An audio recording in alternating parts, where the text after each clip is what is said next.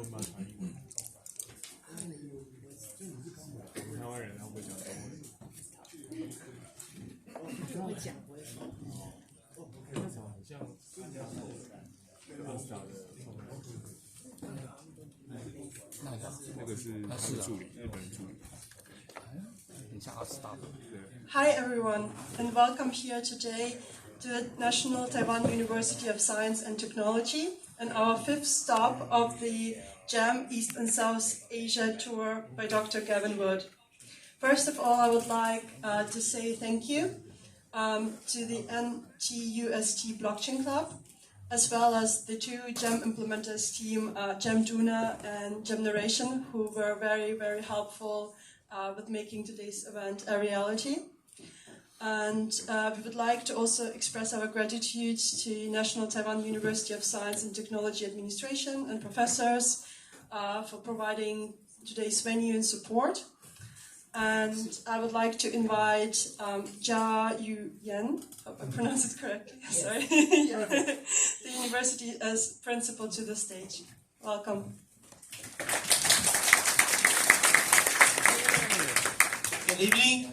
This is an exciting event for Taiwan Tech because we seldom have such prominent speakers with us, and I guess we're kind of lucky because I believe we did not initiate the invitation, and somehow Kevin Wood decided to come here. So it is really our honor, and I didn't want to spend too much time wasting your time. I just wanted to use this chance to emphasize that Taiwan Tech is probably the best university as far as internet security is concerned, and I believe we will have a very fruitful and very prosperous discussion tonight. Thank you. And I also want to give Wood a We'll do it in 5 minutes. Thank you very much for the welcome. Now I would like to invite Obi to the stage, who will give you an introduction about how GEM started and the idea behind the tour. So, welcome, Obi. Thank you very much. My name is Obi. I'm from Malala, the organizer of this GEM tour. As Gavin's getting ready for the talk, I will just use a few minutes to talk about kind of historical background of GEM and how it started and stuff. So I met Gavin around 7 years ago when I started Ethereum Japan. He was coding every day to launch Polkadot back then, and today he's still coding every day to launch GEM. So GEM Grey Paper was first published in April last year, and iconically it was exactly 10 years after he published Ethereum Yellow Paper. And afterwards, we hosted this Grey Paper tour. It's kind of similar concept to the GEM tour, but the purpose was to attract the implementers to build GEM together. So we go through 6 cities like Argentina, US, Switzerland, Japan, Korea, Singapore. These are some of the pictures from the events. And after this, now we actually have we also have this extra session at East Prague. Vitalik also got the Grey Paper as well. And today we have more than 35 independent teams around the world building GEM in 15 programming languages, including some of the people here as well. And now I would like to show a quick video on how those implementers are building, and then their faces and voice. I like to build, but I also wanted to build something that can impact people. I fell in love with the concept of decentralization, power in the hands of the people. It was very clear that this was going to be a major source of innovation. And now we get a chance to actually build everything from scratch. Polkadot needs GEM. I think we are committed to a long-term vision. I recently just had a conversation with the guys from Ethereum Foundation. They were talking about solving the data availability problem, and I'm like, yeah, GEM. Good. And now as GEM progress from a paper to running code. We are hosting this Jam tour, and this is our 5th event. Started from Cambridge, and we've gone through India, Delhi, and Mumbai. And just 2 days ago, we did it in Hong Kong. And then I also like to give you a little bit more like historical context of this Jam concept. So people often see Web3 as just like a revolution of the web. This is, to me, this is not the whole picture. Or people might see as like a revolution of crypto. This is also not the whole picture. And there's actually a lot more context to it. And this whole Bitcoin, Ethereum, Polkadot is just like a tip of the iceberg. And we're actually carrying out this kind of cycle and then history of philosophy and trials to this date. And I think Jam is the holding on to that vision. So just to give you, I'm not going to everything, but just to give you a few slides. As you know, 1984, Steve Jobs launched Macintosh. And this was iconic because he launched Macintosh clearly as a tool for the people, not just for big enterprises and stuff.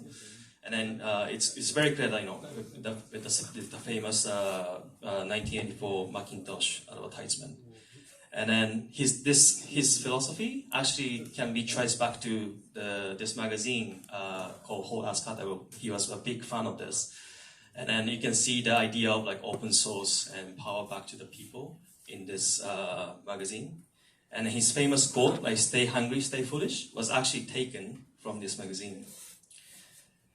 And he then went on to found Apple, and this is the advertisement of the Apple One he launched. You can already also see the open source philosophy in there. And in 80s, we saw the rise of open source, and people like Richard Stallman promoted the idea of free software. And 90s, we saw the birth of internet and then also advancement of cryptography. And 2008, we saw the Bitcoin white paper published by Satoshi Nakamoto. And one of the young writers for Bitcoin magazine called Vitalik came up with the idea of Ethereum. And then he met a talented technologist and coder called Gavin. And Gavin laid out the formal specification of Ethereum, and then they worked together to make Ethereum reality. This is also on when Gavin coined the term Web3. As you can see, Web3 was not just about web. It was more about building a resilient social infrastructure. So yes, you may think the rest is history, but history is not over yet. We are still in this sequence of thoughts and history. And then I'm personally very excited about Jam, and I hope you get to know about this technology through today's event. Thank you very much.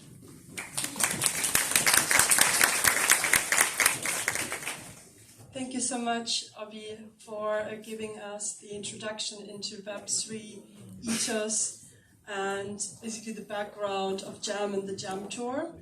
And now, without further ado, I would like to introduce to the stage Dr. Gavin Wood. Please give a warm welcome. And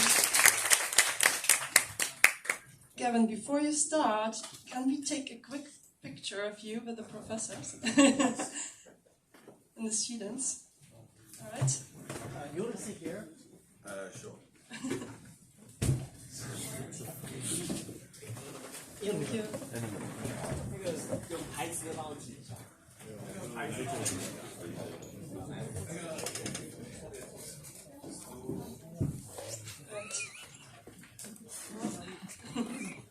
Three, 2, 1.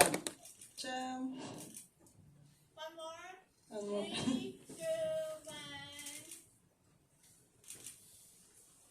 1. Okay, perfect. Thank you.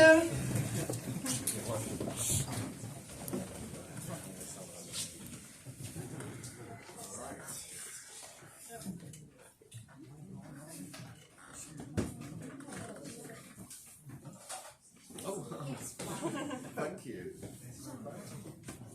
送酒。happens to be our 50th anniversary. So it might be proper for us to present. Okay. Take here. 1, 2, 3. One more. 1, 2, 3. Thank you. The winery. Thank you. For being here. Thank you. 校长还有一个这个大合照。就是大合照。校长，这个校长。对啊，校长。那个海科大校长。一般其他的根本连教授都不会来。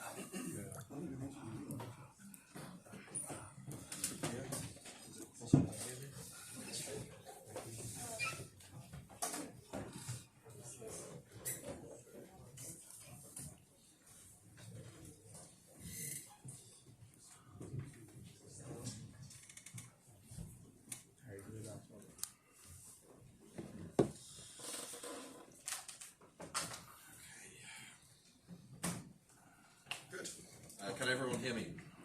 Yeah. Thank you everyone for coming. This might be the biggest audience, definitely on the bigger side. This is the 5th in a series of lectures that I've been sort of touring and giving. And the slides are improving each time. Hopefully this will be the best one yet.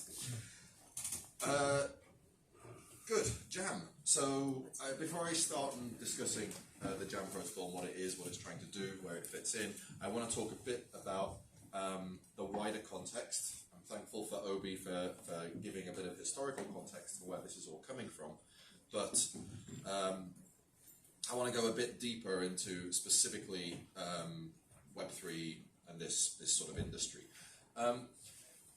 I want to start by sort of pointing out that the industry is kind of forking. It's been forking for quite a long time, but it's becoming more and more clear that different operators, different projects, different people in the industry are really sort of going in one of two different directions with their sort of innovations and their outlook, their attitude. On the one hand, we see some projects, of which I count Polkadot a leader, thinking much more in terms of the long-term goals, long-term thinking, long-term benefits for this technology. And we see efforts for actual decentralization, while still obviously trying to be stable, scalable, and so forth. Efforts for things like light clients, so we don't have these random points of trust within otherwise possibly decentralized ecosystem.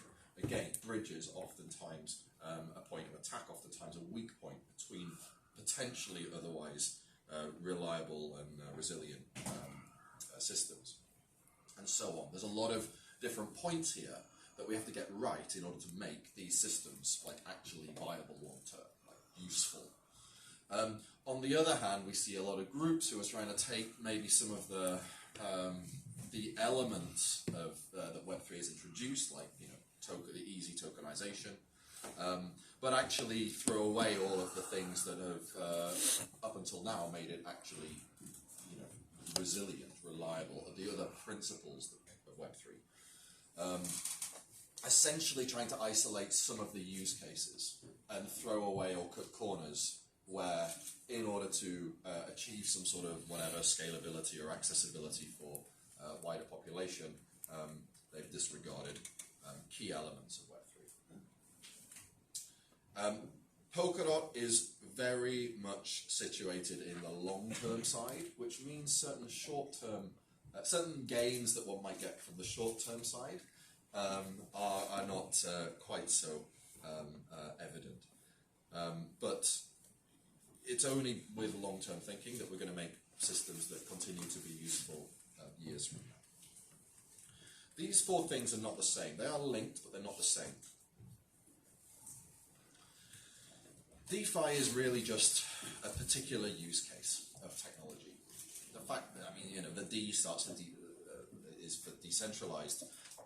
Oftentimes, DeFi systems are not actually very decentralized. A lot of corners are cut with these systems in an effort really to emphasize the FI part, right, the finance. Blockchain is a technology that helps us deliver some of these use cases. Cryptocurrency is another use case, although it could also be considered a sort of resource for creating scarcity, for creating certain economically useful signals. Web3 as a whole is essentially an approach, right? It's an alteration of how we approach technology and how we approach systems that we're trying to build, that we want to sort of serve multiple people, oftentimes globally distributed, who don't necessarily know or trust each other. So Web3, another way of thinking about it is it's sort of a sort of technological basis for this less trust, more truth principle.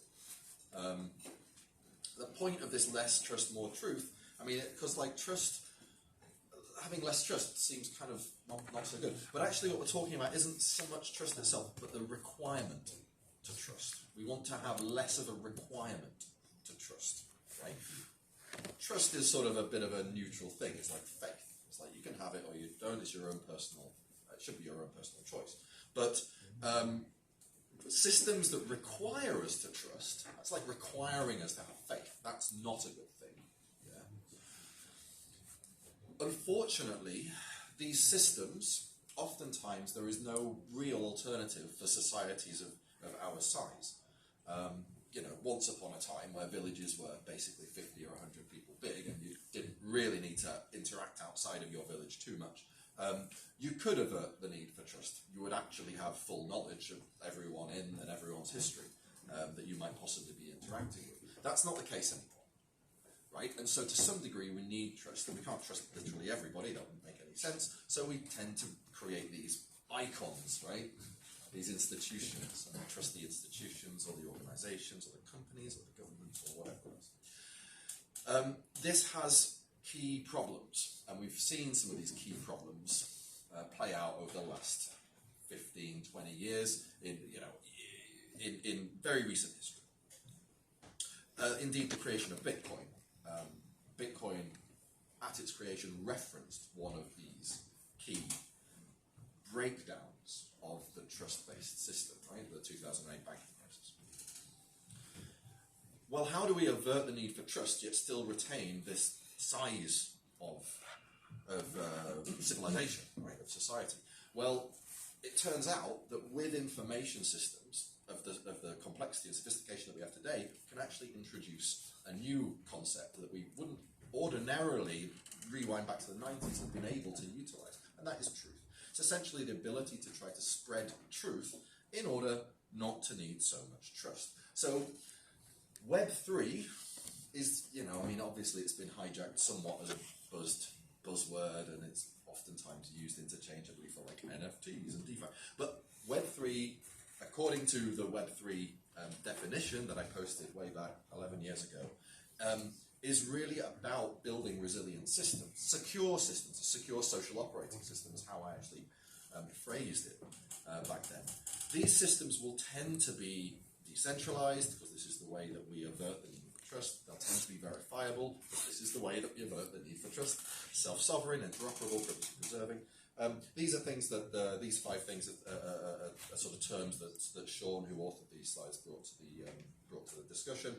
My maxims over on the right side, resilient, general, performant, coherent, accessible, are all really more, I mean, they are Web3, but they are quite specific to blockchain technology in particular. And we have things like the pillars of blockchain that Andreas Antonopoulos, a Bitcoin luminary, proposed. And again, these things are all sort of dancing around the same basic idea, which is trying to make resilient systems, trying to make systems that stand up to the entire world, right? All possible malicious forces, to the point that these systems can exist autonomously.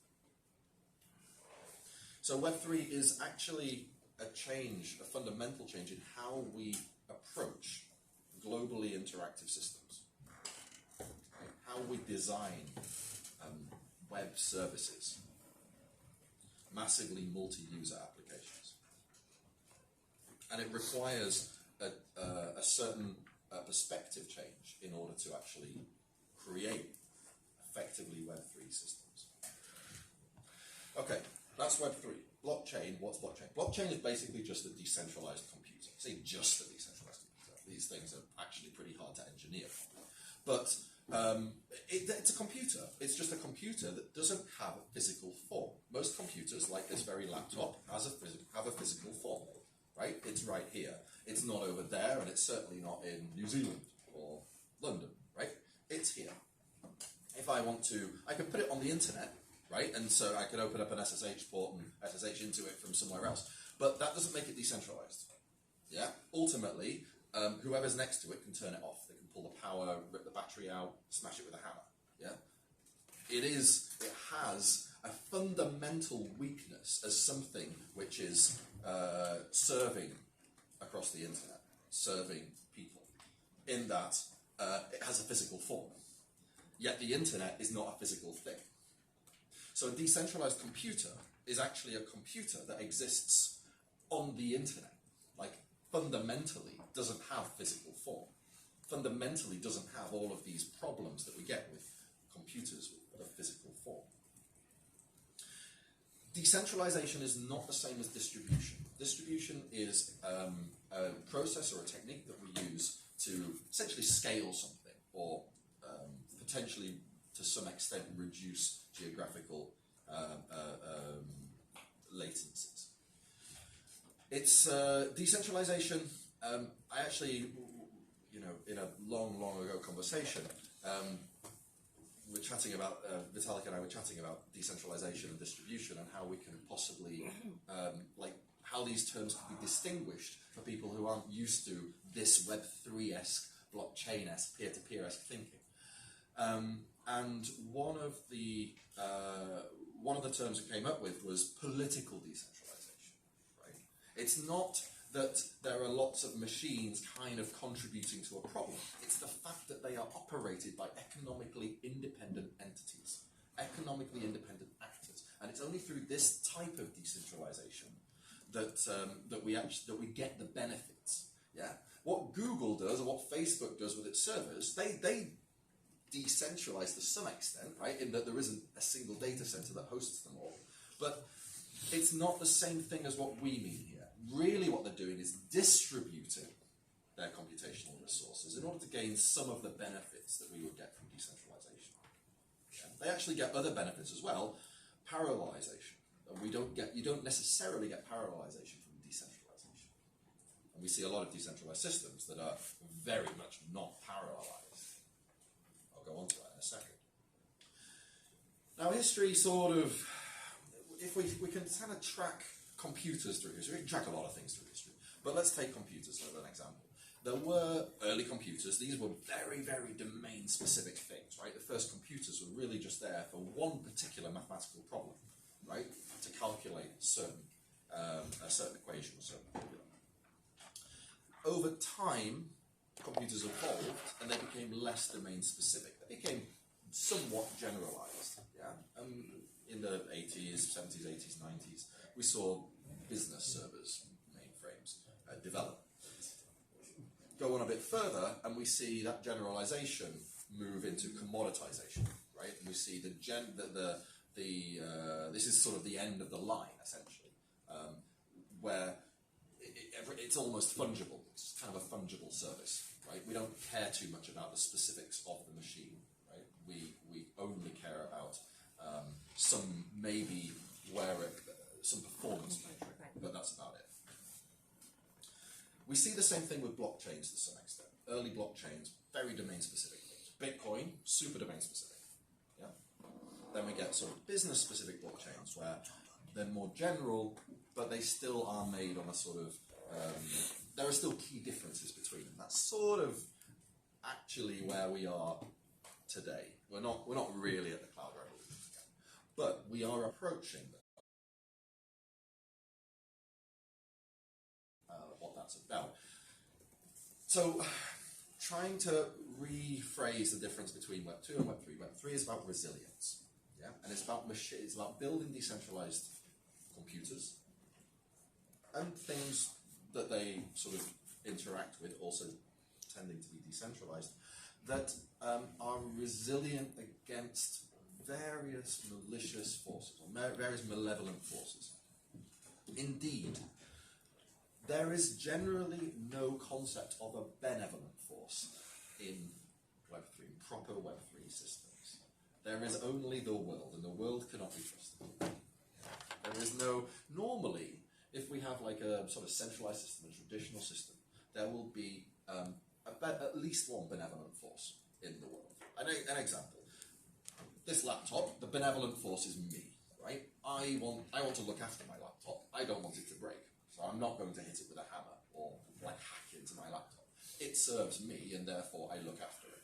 I am a benevolent force from the point of view of this laptop. Yeah? Take Google servers. The Google organization, and to some extent its employees, are a benevolent force for those servers, from the perspective of those servers. The company is a benevolent force. The company has total control and ownership over them, and therefore, why would the company want to break its own servers? Why would it want to harm its own servers? No, it wouldn't. So the company is a benevolent force. Web3 systems don't have the same thing. They don't have benevolent forces that they can rely on and trust. Yeah. And this is a key perspective shift.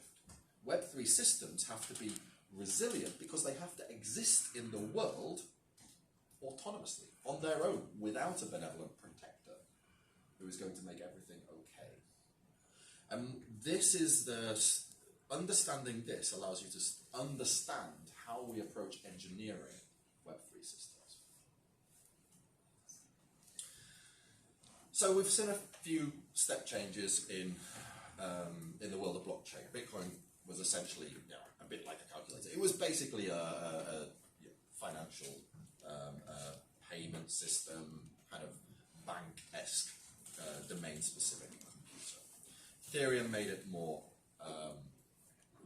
generalized, and it sort of took Bitcoin from this highly domain-specific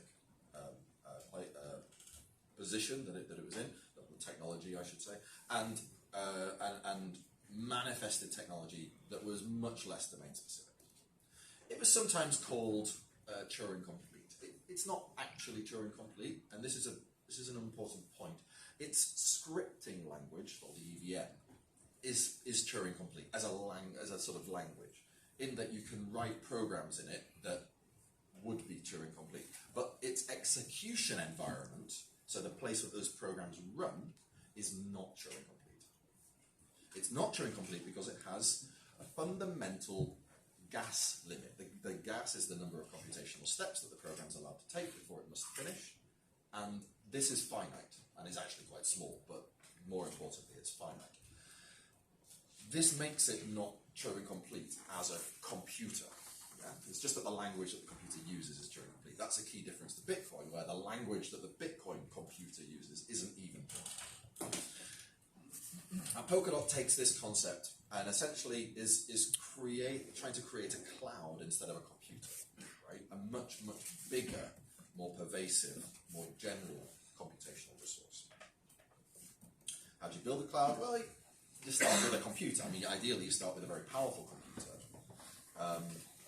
that can, expose lots of, maybe not lots of, but specifically useful, general, flexible resources, like storage, for example. Ensure that it's essentially commoditizable, so it needs to be extremely low cost. And then you make sure the computer can be composed, so it can be essentially connected, but in a rich way to other computers, so that you can essentially create software and services that exist over many of these things. What's the resource of Web3? Well, I'm not sure if there is just one resource. You could argue that storage, like this decentralized availability, would also constitute a resource. But certainly the main resource of Web3 is block space. Essentially, what is block space? Well, it's computation, right? And to some extent, storage. Well, my computer does computation. Does that mean it has block space? No. Crucially, block space is decentralized or resilient computation. It's computation that cannot be altered by any particular economic force, right? And the more that the more secure it is, the less that it can realistically be altered, the more Web3 it is. You can kind of measure this the quality of this block space in a few different ways, and I'll talk about that in a second. But the crucial thing is, it's really just computation. It's really just the thing that a computer provides. It's just that it's resilient. It's resilient against the economic forces of the world that we assume, because it's a Web3 system, are ultimately going to be, from the perspective of the Web3 system, malevolent. Now, Polkadot is designed to create the highest quality block space. Right? That's why we're here. Right? We're not cutting corners. We're going for the throat. So, one of the ways that we can measure it is by computational throughput, data throughput. Now, transactions per second is a sort of it's a very imperfect way of measuring computational and data throughput of a system. Because transactions, it turns out, require both data and computation to be processed. Unfortunately, different systems process transactions in different ways. Indeed, different systems have completely different definitions, almost, for what constitutes a transaction. These transactions are the sort of proper transactions. They're like, and by proper I mean they operate on state that is independent of the other transactions that are happening at roughly the same time. They always include a signature, one per transaction. They always include a transfer, one per transaction. Sometimes we find TPS metrics that do not uphold these three things, and then that's where some systems have bloated numbers. In fact, some systems don't even require a transfer to happen at all. But anyway. As you can see, the number is substantially greater than any other system that is actually deployed. Of course, some systems claim theoretical throughput numbers. Other systems say that they had some particular deployed testnet behind closed doors. Yeah, whatever. This is for actually deployed live decentralized systems. Polkadot has the highest bandwidth, right? So if we just take data bandwidth alone, ignore processing, computation, it's still far higher than other data availability systems, other systems that are domain specific for data availability. In terms of the decentralization or the number of economic actors that would have to collude or be hacked or be malicious before the system breaks, Polkadot has by far the highest. Right? This is by far the most decentralized system of anything that's handling any significant amount of flow. Ethereum, despite its efforts to decentralize through having lots and lots and lots of validator keys, actually, I think this Nakamoto coefficient, or the number of independent economic actors that would have to collude to break the system, is only about 2 or 3. And it turns out that Polkadot is the most energy efficient of the major chains, right? And there's a reason that it's energy efficient. Essentially, it comes down to scaling out, not scaling out. And that's what I want to talk about for most of this. The way that it achieves this vast amounts of processing throughput, vast amounts of data availability in time, in part, is parallelization, essentially distributing the workload over its node network rather than trying to just get all of the nodes to replicate each other. It also it doesn't do this at a cost of tearing apart the network into separate, separately secured, sort of independent sovereign networks.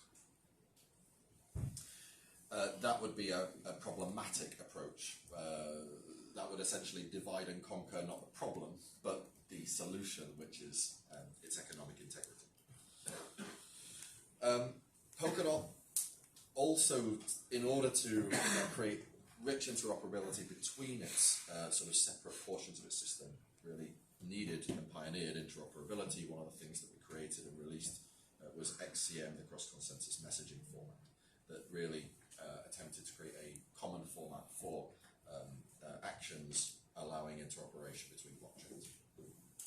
And, of course, it has substantial data, very large and effective data availability system. All right, That's Polkadot. I want to talk now about Jam. So Jam is the next, the Polkadot governance essentially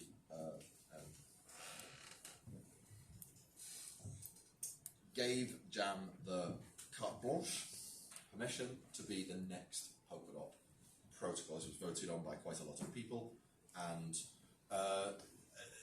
essentially now has been specified as, in a decentralized fashion, as the upgrade path for Polkadot. It's got a formal specification, the grey paper.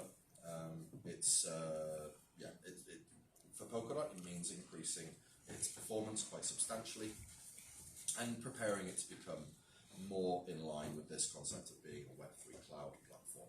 A lot of people implementing that. So the grey paper is kind of, I actually released the grey paper 10 years, almost to the day, it's out by 1 or 2 days, from the day that I launched the yellow paper back in 2014. That was sort of on purpose. The grey paper and the yellow paper are kind of similar in that they utilize similar formalisms and have a similar structure.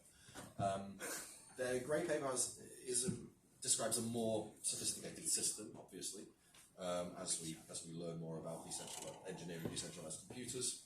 They do tend to become a little bit more sophisticated. It's actually not that much bigger than the yellow paper at present. The yellow paper is about 50-55 pages.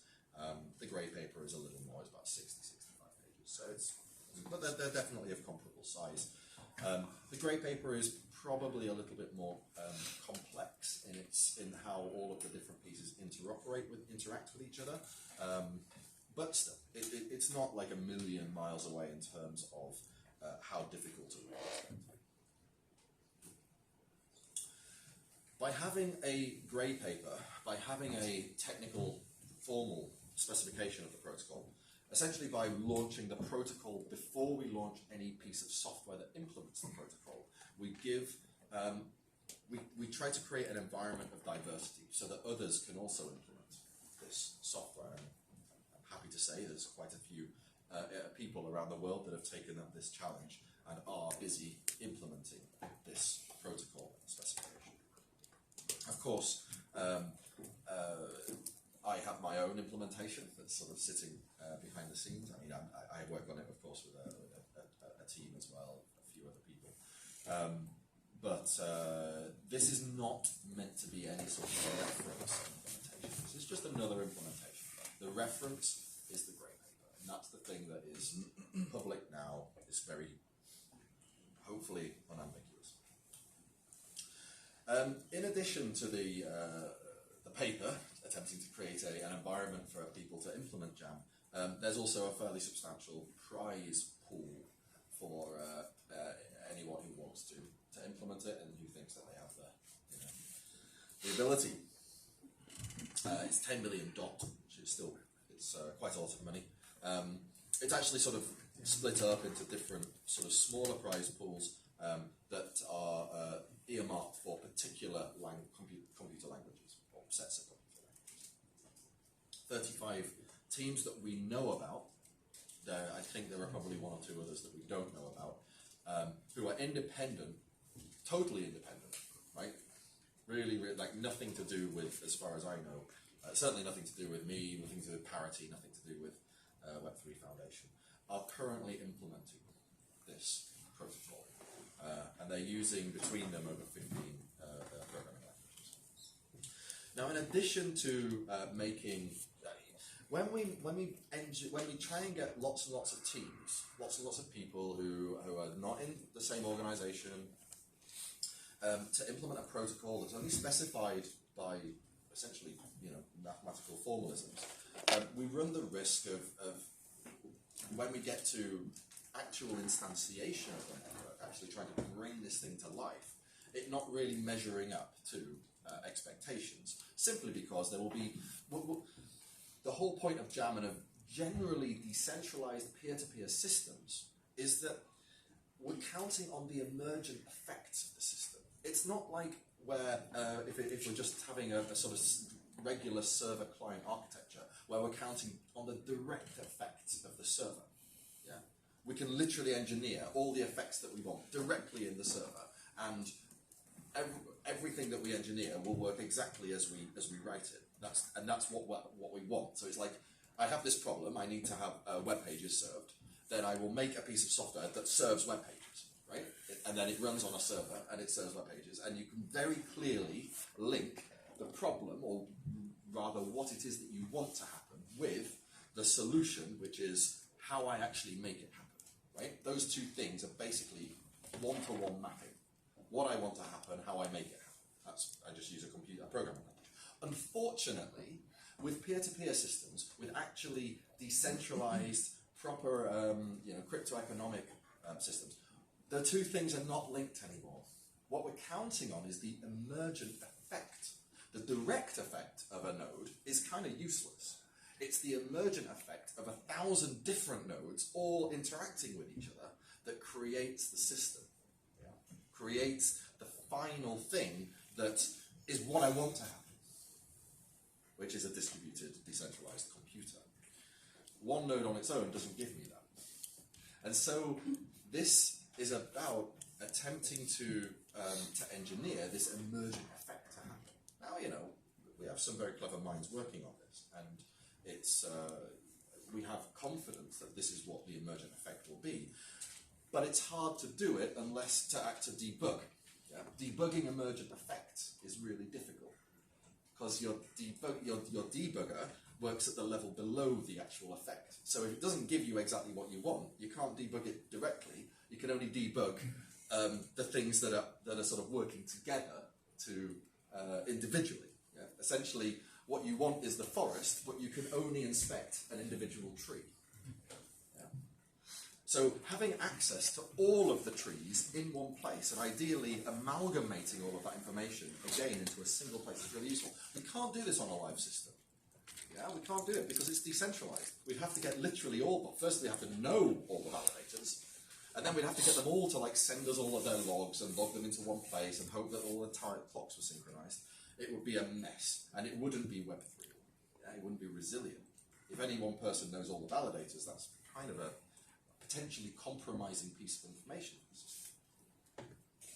So instead, we create a testing and experimentation facility that has all of the computational power that is required by the network to operate, but instead hosts it in a single place with a high-power logging system.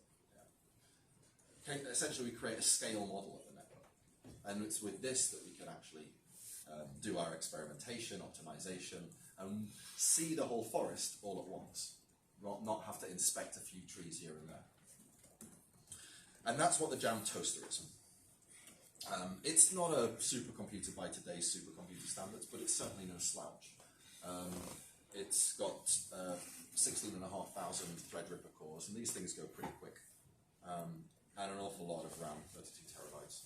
So it's it's capable of doing the level of computation that we would need to actually simulate the whole of Jam. Good. So I've talked around Jam quite a lot. I'm going to talk around it a little bit more, but I hope I'm slowly zeroing on what it is and what it's trying to do. So what is Jam? I did a little picture of it there. It looks a bit like a flower. So let's go back to the driving factors. I mentioned this in a slide a few bits back with what is Web3. These are how I like to think in terms of Web3, at least at the moment. So first and foremost, resilience. The first Web3 system, Bitcoin, the reason it was a Web3 system is because it's resilient. The others are all kind of nice to haves. The less you have them, the less useful the system is. But resilience is crucial. If it's not resilient, if it's fragile, then it's not Web3. It's just a regular system.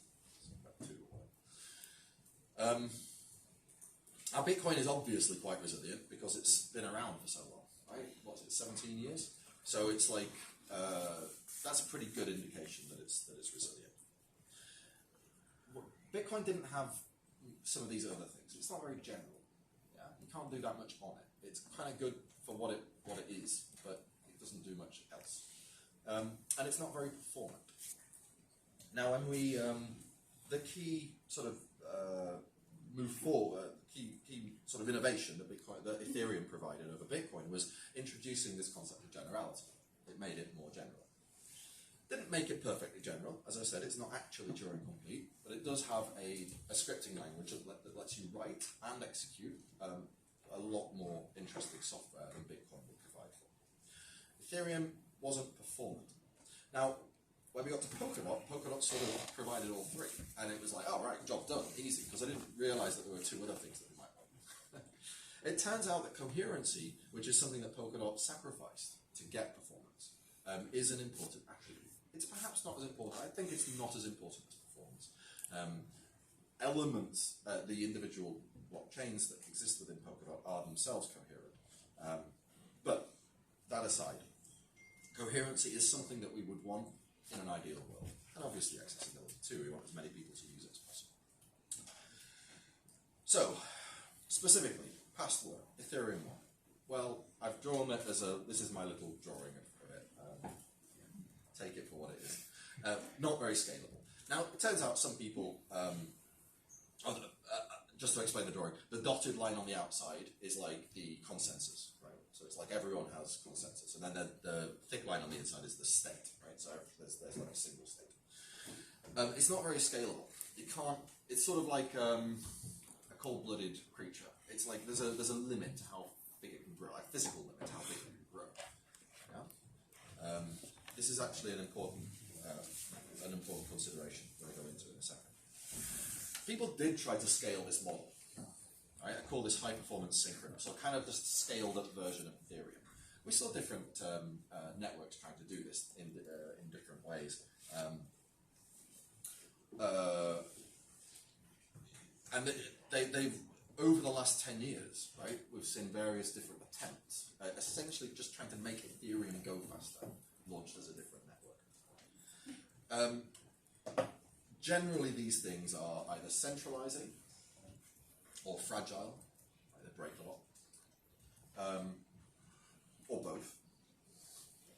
And ultimately, they're still going to hit this ceiling, right? Ultimately, the ceiling is just how fast can you make a single computer go? Like how many transactions can a single computer process? That's the sort of end game of this. Yeah, the end game of centralization is run it all on one machine. Yeah, and the end game of scalability, therefore, is well, how fast can that machine keep up? If we don't have to worry about like replicating it across the world, potentially other machines that might not be as fast and might not have as fast of a link, and da da da. But even if we do try to replicate it across and actually keep the centralization, we're not going to be able to scale, because then we're going to have not only it will only go at the slowest machine that's expected to keep up, but also we have the problem of replicating state, right? It's like as slow as that machine can keep up, but also as slow as that machine can like synchronize with all the other machines, send its data out, receive its data back from them, and so forth. These systems are not scalable. And we know that Silicon Valley has a mantra: you scale out, not up, right? You can't expect this to work. It's just a bad direction to go in. So what are the other directions that people have gone in? Well, one of them is the one that sort of Cosmos introduced. They said, all right, we're not going to try and scale up. We'll try and have multiple different instances of chains. But then in order for them to interrupt, otherwise we just end up with tons of different systems that are not compatible. So actually we're going to build bridges. This was a big deal. Right? So they have a bridge, and they have a consensus mechanism, Tendermint, which is very highly sort of easy to make bridges with. Problem with this is, of course, that each of the networks has its own security, has its own economic backing, its own capital backing it. Which means the network as a whole, if you expect causal interoperability between the networks, and this is the thing that you actually want, will end up being only as secure as the weakest participant. Yeah? You're essentially opening your doors to other potentially compromised systems. Now, something that came up is these are now different systems. These different chains of different systems. They each have their own state. They each have their own list of accounts. They each have their own smart contracts, right? They each do their own things. And to interoperate with something inside of the same chain as you is easy and fast and cheap, as it would be if it was all just a single system. But to operate with something in a different chain becomes expensive and slow and difficult because it's in a totally different system. It's kind of like you can very easily, if I want to set up a bar and I want to get some beer, right? Well, I really like British beer. Yeah. So British beer is it's sort of fermented, but it still has the bacteria in it, which means yeast, I guess. Which means it takes time to happen, and then once it's ready, it lasts for maybe 5 weeks. Yeah, and you have to keep it refrigerated at all times. This means if I'm opening a bar in the UK where the beer is brewed, then it's relatively easy, right? No problem. I just find a brewery and I say, right, I want some beer from you, and they deliver it every week or two. All good. If I'm in Japan opening a bar, it's a problem. Yeah. Now at that point, I have to have. I can maybe put it on a boat, but then the boat might take longer than 5 weeks to arrive. By the time the beer arrives, it's not so nice anymore. Maybe I put it on a plane. Now it's super expensive. Maybe I try and put it on as like spare capacity in planes, and then sort of pay a bit less. But then maybe it doesn't get there on time, and then it's bad again. It's problematic. Yeah, and this is the issue. If we have different systems, different states, and we partition our states up in this way, it's really hard for us to have full interoperability. Yeah. It turns out that also engineering a new blockchain is kind of hard compared to just engineering a smart contract, raising the barriers to entry. Okay, what about Ethereum post, 2029 or something, or Ethereum including its L2 rollups? Well, the different rollups tend to so if you're not familiar, rollups are essentially ways of compressing correctness, right? So you can take a piece of computation that would normally take quite a long time to do, like for example, validating a block, and you can compress that computation into a much smaller piece of computation that demonstrates, beyond reasonable doubt, that the ramifications of that computation are correct. Yeah. And this is the basis for in some sense, or at least it was until a month or two back, scaling Ethereum. Problem is that the different approaches tend to have different trade-offs. Some approaches are what we call optimistic rollups, some are ZK rollups, and the different providers of these rollups kind of want some sort of USP. They want something that they do better than the other ones. So they'll often try to differentiate themselves, as you would if you were a business competing in the market. And what we end up with is this kind of patchwork quilt, where it's kind of you don't really get the same thing from the different rollups. Some might take ages before any effects on the rollup can actually take effect outside of the rollup.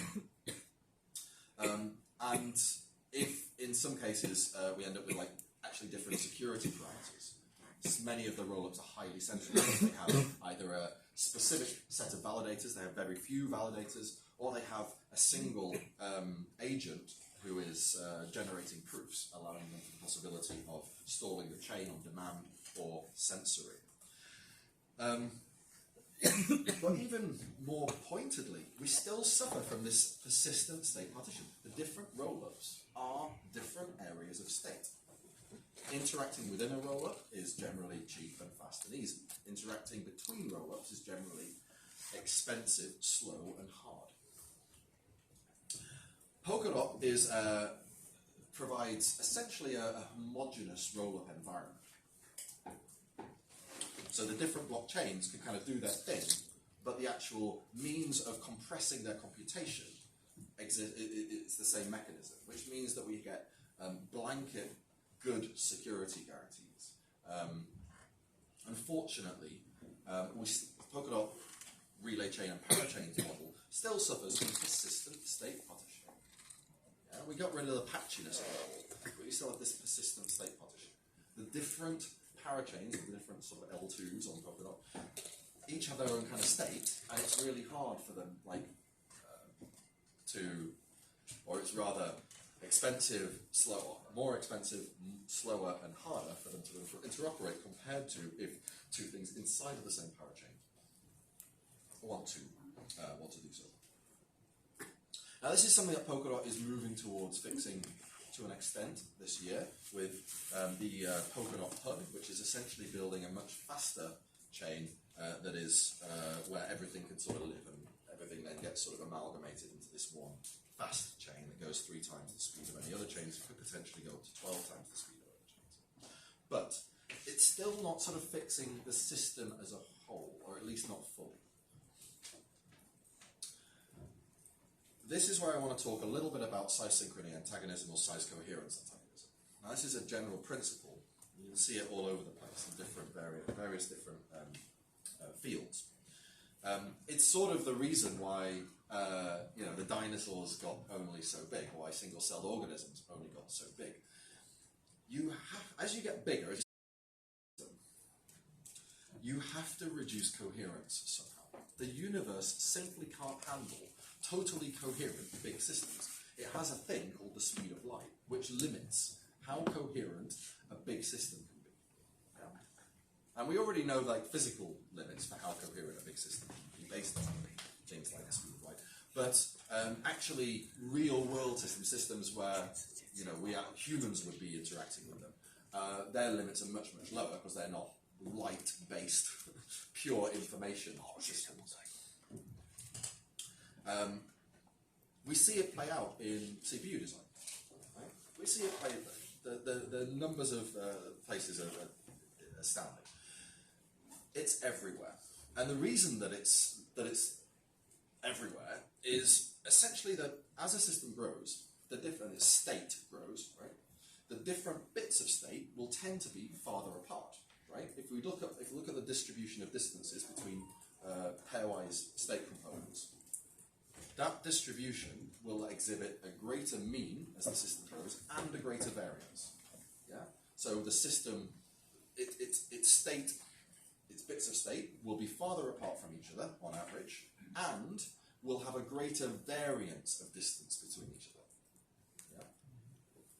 This means that overall it will run just slower because different parts of the system will take longer to interact with each other, and it means that there will be a greater divergence in how fast small subsystems can interact with each other compared to the state as a whole.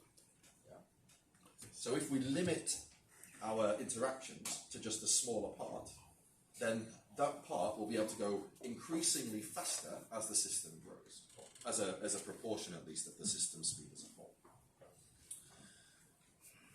This leads us to understanding better why we make this persistent state partition. We do it because there's actually no other way of keeping the system going quickly and scaling it out. Yeah, it's just a physical necessity. But if we were allowed a free reign over this, if we could disregard physics, yeah, and just say, right, what do we actually want? All I actually want is a system, that's the big border, thick border around these arrows, with lots and lots of sort of actors, right, each doing their own thing and interoperating as they need, yeah, freely. That's what we would like. That's what we're aiming for. That's the ideal situation. I only drew, 9 or 10 arrows here. Obviously, we want lots of arrows, right? Ideally, infinite. So we can have lots and lots of discrete actors, discrete, pieces of functionality, all just doing their thing. All right, so if we take this visual language and try to fit some of the systems we've already engineered to it, what do we get? Well, Ethereum 1 was the original decentralized computer. If we think of Bitcoin as a calculator, at least. And basically what we're doing is we have a few different bits of state, right? Smart contracts, and these things are taking it in turns to execute, right? You can run one smart contract at a time, right? And the system, Ethereum as a whole processes everything synchronously. It does one smart contract, then another smart contract. This is Ethereum 1. And then it actually stops for ages while a block is being distributed and re-executed, and we're replicating the state across the world and assuming that some of the computers of the world might be quite slow, and then we start again. Yeah. If one of my calculations, back of the envelope, if the work of a block, all the smart contracts that Ethereum, all the transactions that Ethereum is processing in a block, is really bad, is the most pessimistic work we can do, it's the most intensive work that could be done with that gas limit, then it will use about 1/16 of the time of a regular computer to process the trade. The rest of it will just be idle. Yeah, it's got quite conservative limits. Now, rather than if it's only processing one thing at a time, then we can actually create a slightly easier formalism, which is just, or easier visual language, which is just, well, we'll just have one arrow for that. We'll just assume it's 1 hour that's executing all of the time instead of a few different arrows. And essentially, this is a way of just building a bigger state from these smaller state pieces. Yeah. So we just basically say, well, actually, the state is all of these smart contract state amalgamated together, and then we just have 1 arrow that sort of runs through them. Yeah. But it's still just 1 arrow, still 1 execution thread, conceptually. So we've got high-performance synchronous chains that really try and take this model to the max. Sometimes they can actually even parallelize on the same CPU, so they can do a couple of things at the same time if they know they're not going to collide with each other in terms of their usage of state. Of course, it's on the same CPU, so they're limited in terms of CPU threads. Maybe they can do it 4, 8, 16 at a time, but if we're talking large scale, it's still essentially just a thicker arrow. And we might be able to get them to reduce this idle time between blocks. Yeah. And there's a few tricks that you can do to make that happen that some of the high-performance synchronous chains out there are doing. It generally makes the systems more fragile, but if that's your trade-off, that's your trade-off. Not very Web3, but there we are. Good. Okay, so we move to like independent bridged chains, and we get this. We get like multiple of these systems, but we have to go outside of the overall consensus to interact, right? And that's the insecure bit. That's why it's only in a little dotted grey line. It's out. The bridges are sort of outside of consensus, and the bridges will only go at essentially the weakest link between the bridge. We also have to have lots of different bridges. And then we end up having to do hops and routing tables and all the rest of it. So what did Polkadot do? Well, basically it said, let's have a single state system, right? But like with lots of different execution threads, these are the different parachains, and just partition it up, have a fixed partition up. So the different parachains sort of exist in their own space, but under the same security umbrella.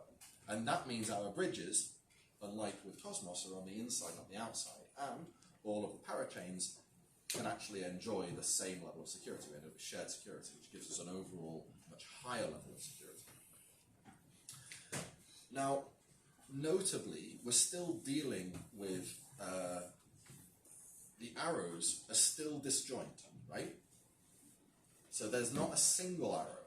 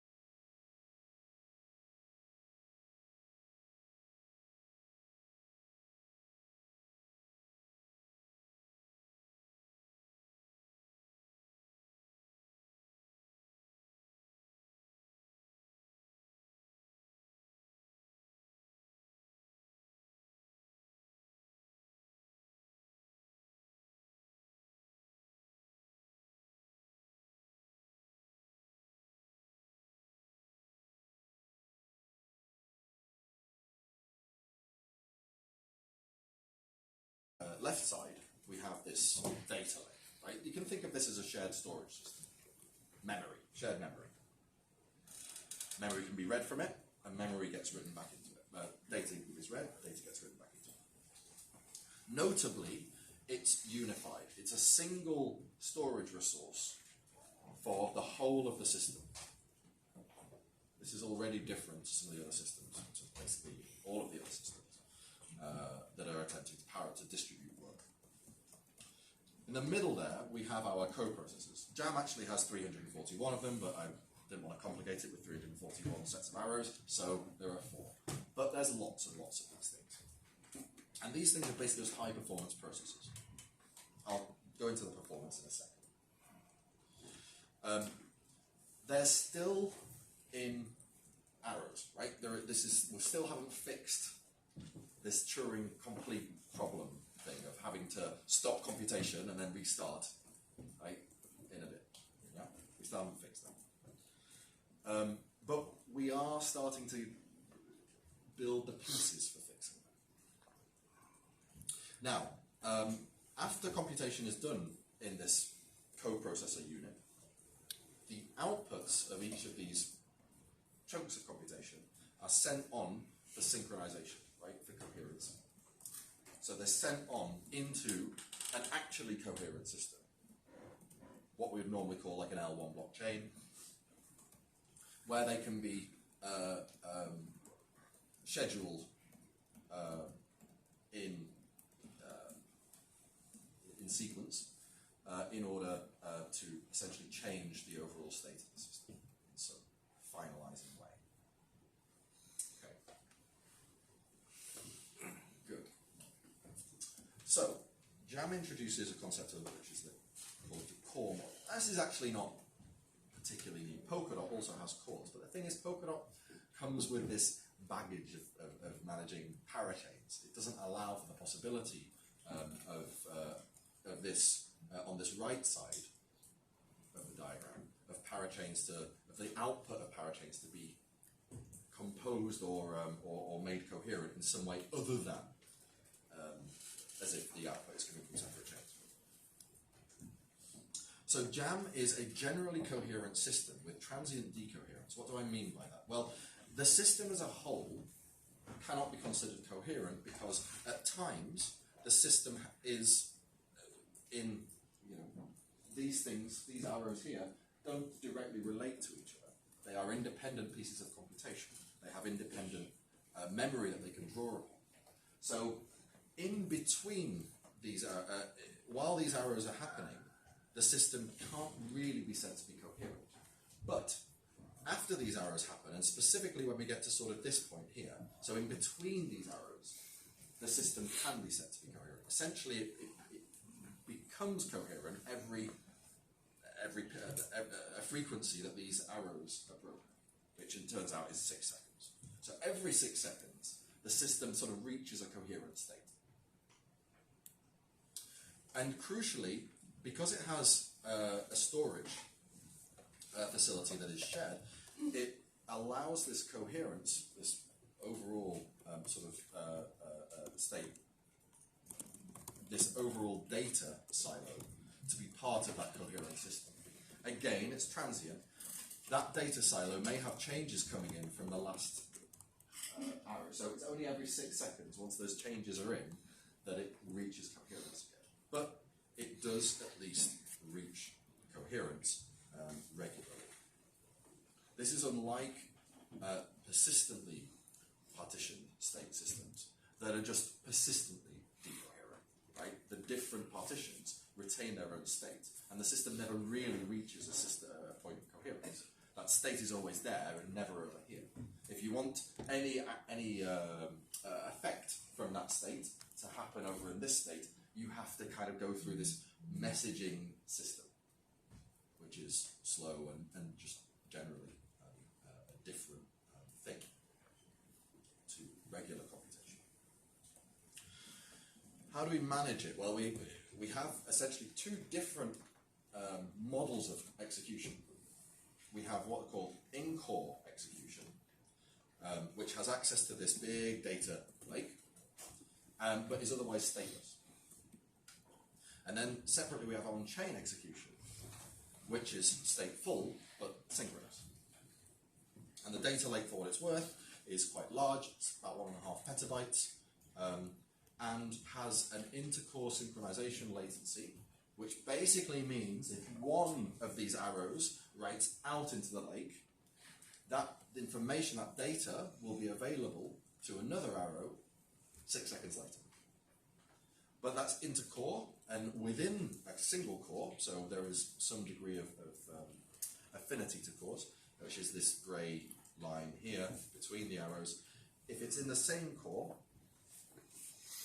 that 6 seconds goes to 0, and you can always read out stuff that you wrote last time. Yeah. This is a bit similar to how CPU parallelization works, right? So CPU cores share the same overall memory. When one CPU core writes to memory, that write will take effect immediately from the point of view of that CPU core. It will be able to immediately read that memory back again. It will say the right thing. But if you're on another CPU core, when you even if it happens physically later, when you read that piece of memory, depending on precisely what your coherence model is, you might get old data, or it might stall. In our case, we definitely don't want old data, so we always stall. But it's always going to do the same thing, regardless of which core we're on, right? CPU core. It will always do the same thing.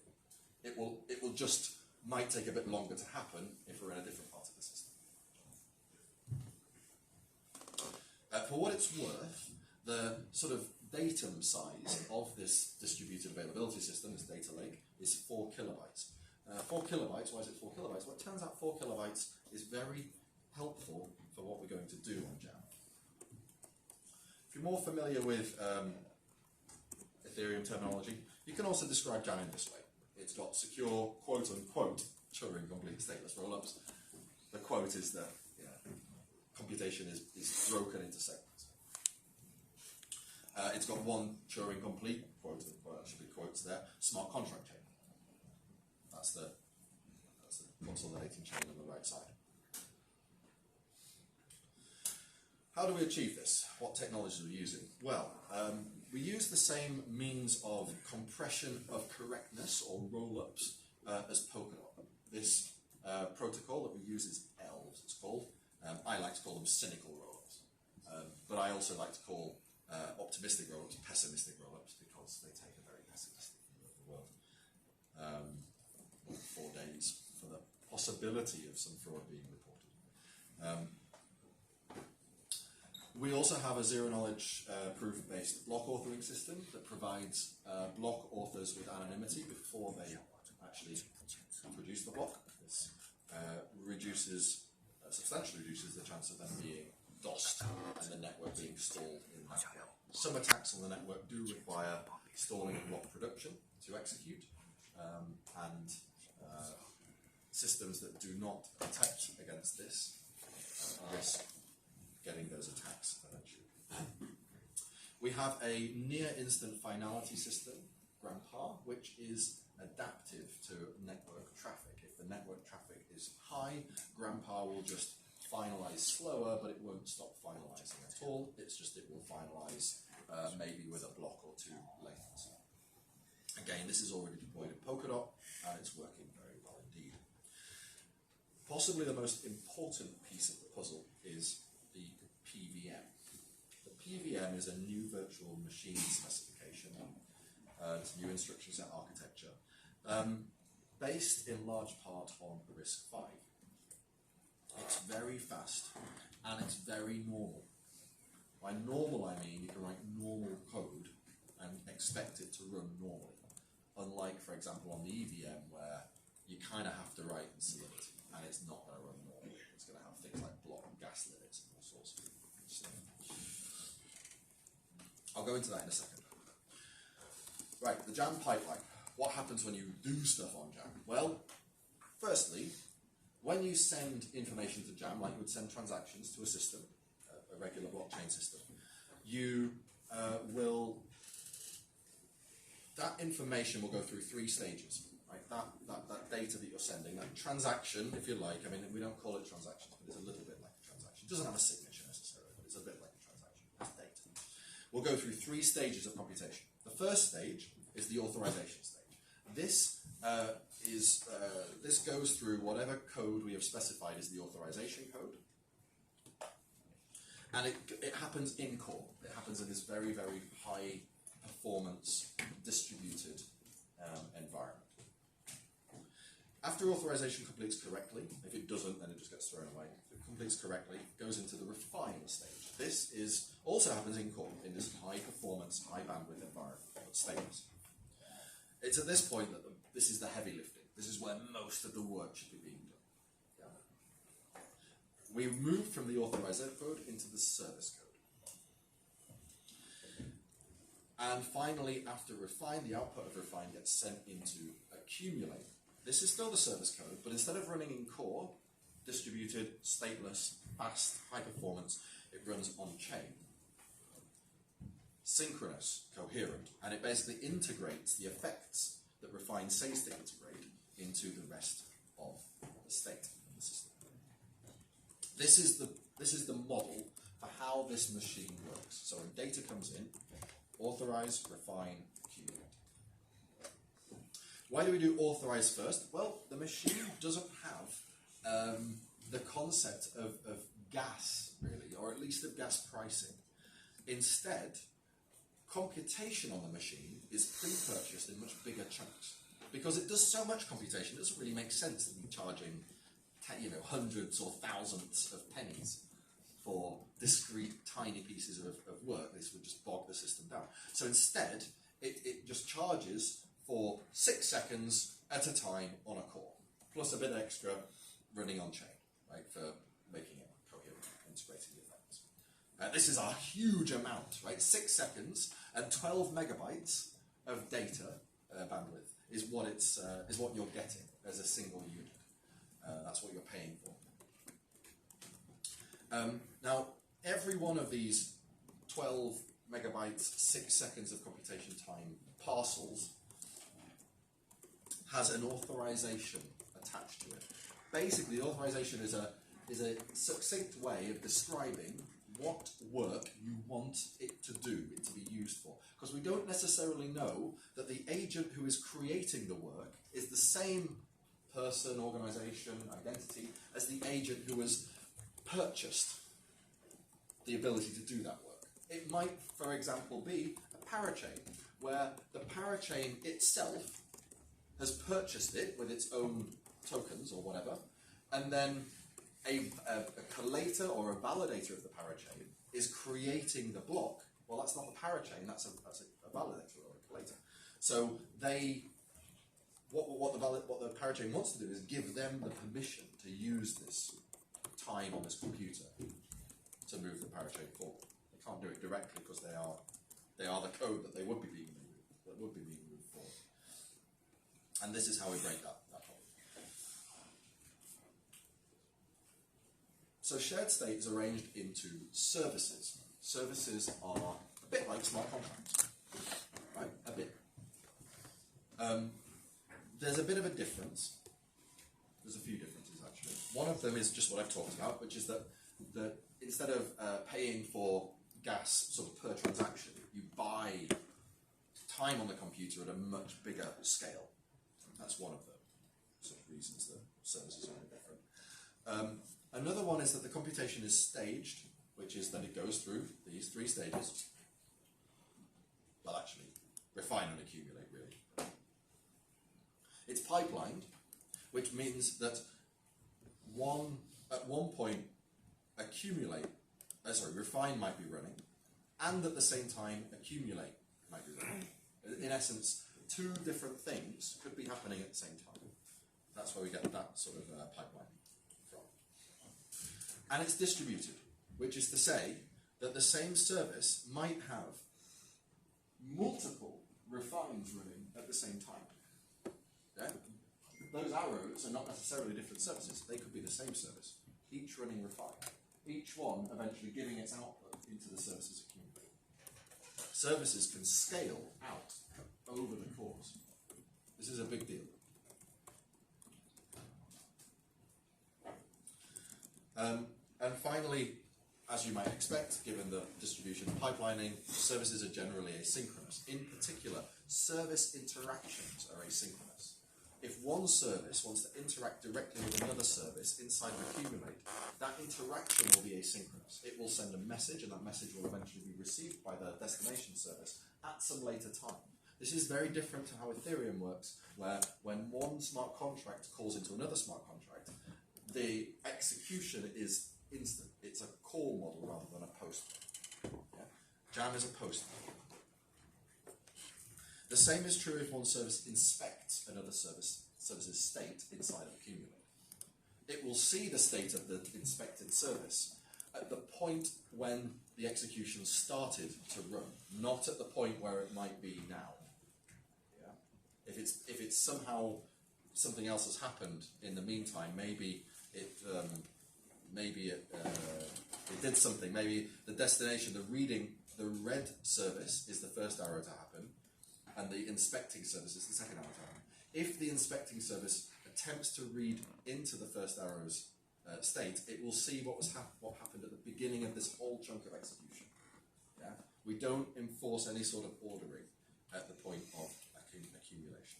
This is to allow for the possibility of parallelization at a later stage. All right. Jam is permissionless. Anyone can deploy a service. So it's a bit like a smart contract platform in that regard. There are the limits for code and data sizes are actually just economic limits. They're just disincentives. They're not artificial limits. We don't place artificial limits on. It's agnostic to higher level things like staking economics. Jam doesn't care. Jam is really just a decentralized computer. It's not trying to create a DAO or anything like that. Right, let's dig into the PVM a little bit. So the PVM, Polkadot Virtual Machine, is an ISA, instruction set architecture. It's based on RISC-V. RISC-V, if you're not familiar, well, it's also an ISA. It's a RISC ISA. It's open source. It's designed by an academic, or team led by an academic. There are a number of hardware implementations of RISC-V, quite a few actually, so you can actually buy these things as chips. We're not going to use those chips, but it's possible to buy them. RISC-V code can be recompiled very easily into PVM code, right? There are some differences in terms of some of the instructions, but PVM is very clearly a derivative. Inherited from RISC-V is 64-bit registers and a 32-bit address space. So this looks like a real computer, like a physical machine. It's not like EVM at all, which is very much not designed to be a physical machine. The address space is paged in 4 kilobytes. 4 kilobytes, same as the segment size. Yes, indeed. It's Harvard architecture, so we don't have to worry about accidentally overwriting code at any point. Now, very, very importantly, PVM code can be recompiled in linear time, actually very fast, to x64 machine code and to ARM64 machine code, as it happens. Right? PVM is actually a really efficient, simple way of, in a consensus-sensitive fashion, expressing regular silicon machine code.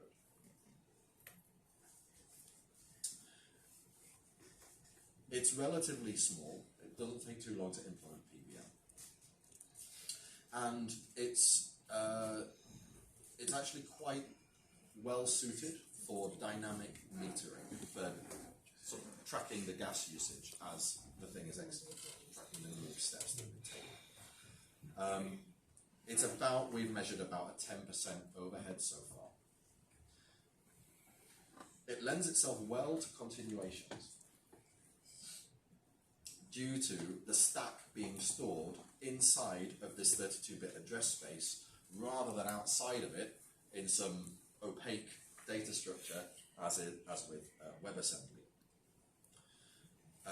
When we execute code on PVM, recompiled native, compared to just compiling directly native, we observe roughly 45% of the execution speed. This again is crazy fast performance.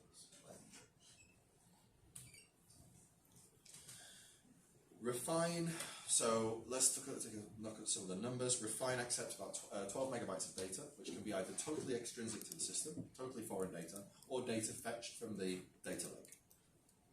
It can yield and to accumulate up to 48 kilobytes of data. This is per work package, so per 6 seconds on a core. It can execute of those 6 seconds for about 5 seconds of PVM gas. This means taking that 45% number into account, between 2 and 2.5 seconds of regular hardware, physical CPU time. Yeah? Very high performance for blockchain, for a consensus system. It gets information on everything that's being processed during this 6 second interval on its core. So if you want to kind of have two things become causally entangled, right? Two services, independent services, actually sort of interoperate. It makes it a bit easier because you can automatically look to see exactly all the same information that that service is seeing. And you can, we have a sort of concept of a ROM or a firmware that is available to all cores at all times. You can pay to have data placed into this sort of firmware, and then that's basically free to read. Very interestingly, you can invoke new instances of the PVM. You can create and invoke instances of the PVM, filling its memory with whatever data you want. This is a big deal. I'll come back to that in a second. In accumulate can receive one or more outputs from the refine stage, right? So if lots of things are refining at the same time, and then they will all of those outputs flow into a single invocation of accumulate, and it's up to you as accumulate how you deal with the fact that there are many different things to process. Okay. Accumulate will only execute for about 10 milliseconds of PVM gas. Now this is obviously a lot smaller than 5 seconds in refine, which is why I say refine does the heavy lifting. Accumulate does the synchronization. Accumulate makes everything coherent again. Accumulate stateful, so you can look at state of the whole of the system, look at the services state, send messages to other services that are asynchronously interpreted, and alter your own state. Oh, and accumulate is the only place that you can create services. There's no other way of creating a service. You have to be an accumulate and make a call out of from accumulate to create a service.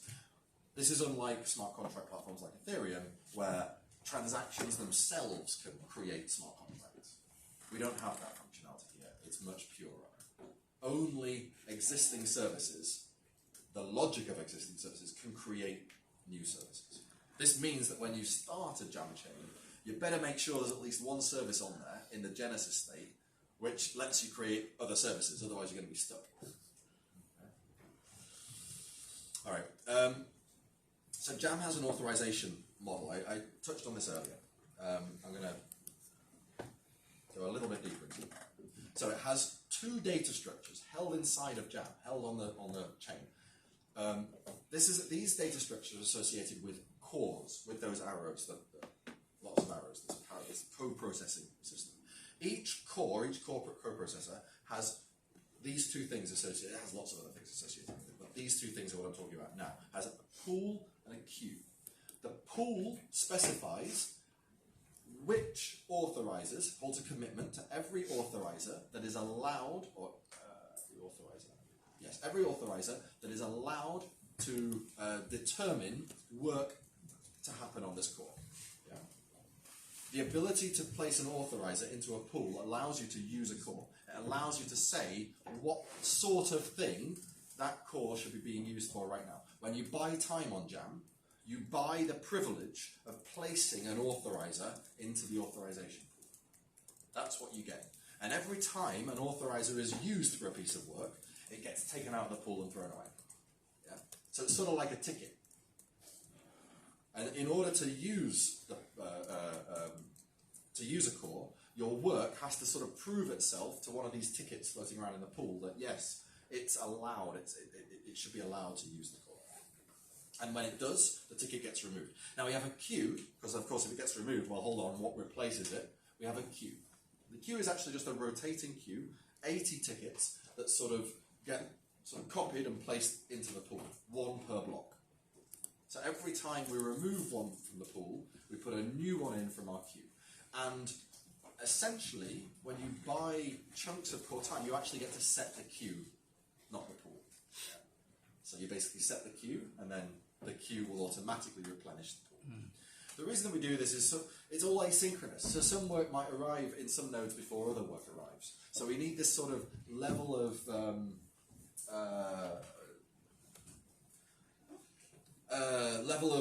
getting flexibility as to when any particular piece of work should be processed. What do authorizers look like? They're basically a function, and the parameters to the function is parameterizable. There is a sort of a way of sort of configuring the function, which we call a param here. That's this thing. And then the function takes two arguments: the core index that it's running on, for what it's worth, and some data token. And it can either panic, fault, trap, stop, like, this isn't good, or it can output some data. If it outputs data, it means that the authorization is okay. It gets to choose what data it outputs. The combination of the function f, the hash actually of that PVM code, and the param, those two things hashed together give you the commitment that has to be in the authorizer pool. So you basically say, I want this function to be the thing that that authorizes the work that I want done, and it should be parameterized in this way, and then you hash all of that, and that's what you put in the pool. That's how Jam knows how to recognize the right work to be doing on a core.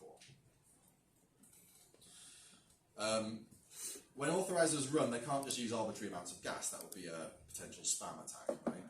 So they're quite limited in terms of the amount of computational steps that they can do in order to get to a conclusion of either data or trap panic. And then any data is fed into the refine stage, and actually into the accumulate stage as well. Okay, this seems like a pretty sophisticated system. It's like, what's the end game here? Because I gave you this like picture with just the arrows going down, and Jam doesn't look like that. So what, that's the ideal thing that we want. How are we going to get there if all we have is this quite sophisticated system? It doesn't look like that. Well, the answer to that is CorePlay. CorePlay is the service that we want to make on Jam beyond a service that's compatible with protocol. To understand what CorePlay is solving, we have to sort of rewind a little bit back to the previous stuff that I was saying about partitioning.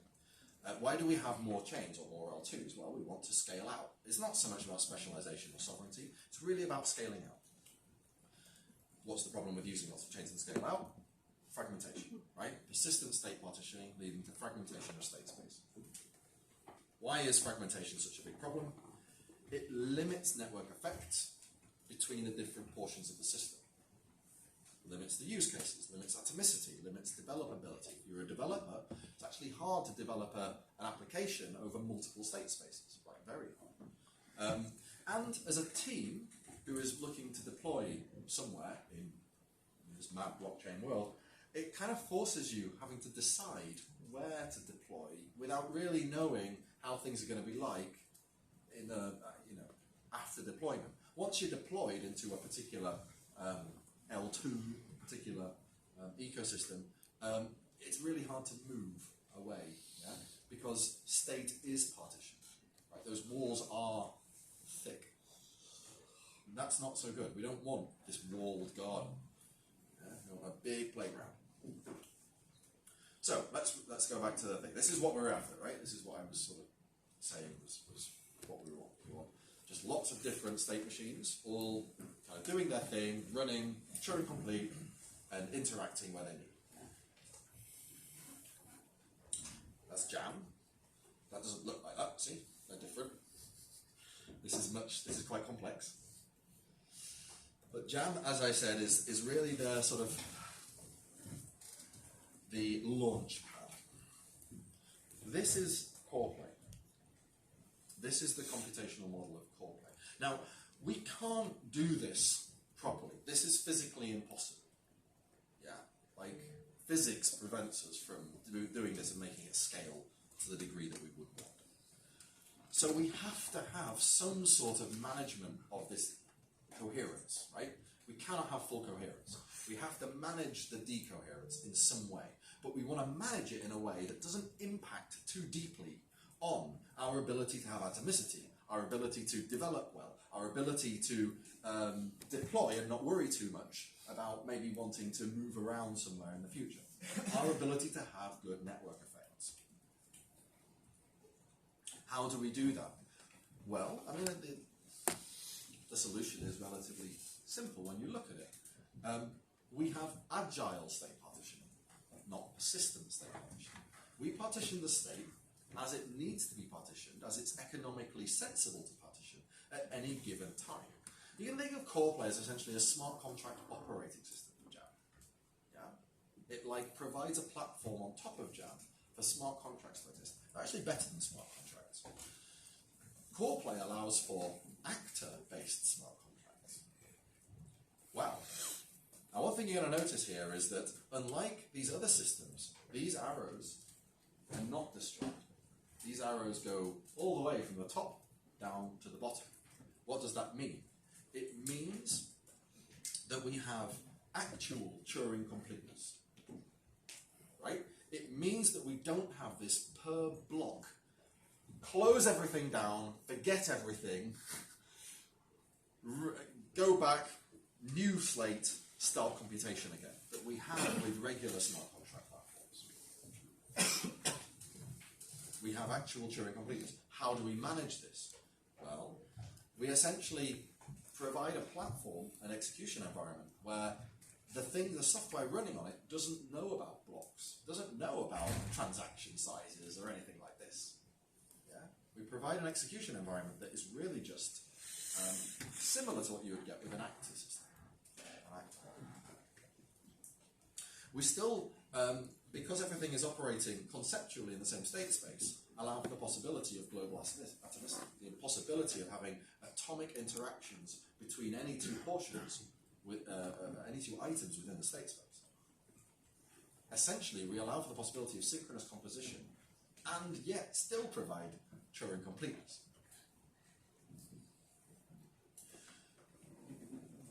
It's built on Jam, and therefore it's designed to be elastically scalable across Jam's cores. It can use as many cores as is needed. As you add more actors to the system, it uses more cores. It's elastically scalable. It scales out, not in. And it enjoys no persistent state partitioning, so we don't get this fragmentation, either network fragmentation, L2 fragmentation. This isn't a thing we call it. So how do we manage this? This seems like having your cake and eating it. Well, firstly, we use Jam, right? So we have this distributed decentralized data lake.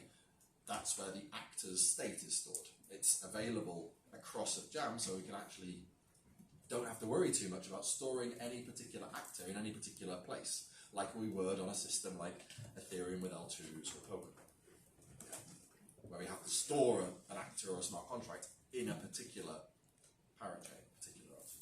Don't do that with Jam. They all have access to the same data lake. We just stick it in the data lake. With Jam, we have pipelining. This allows us to speed a lot of things up, distribution, use all of these different cores at the same time. And with Jam, we have PVM. PVM is crucial. PVM is what allows us to have this apparently continuous execution model, this actually Turing complete execution model.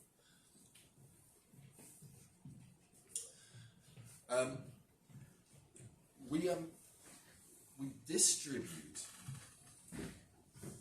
our state into much smaller pieces than a blockchain system would.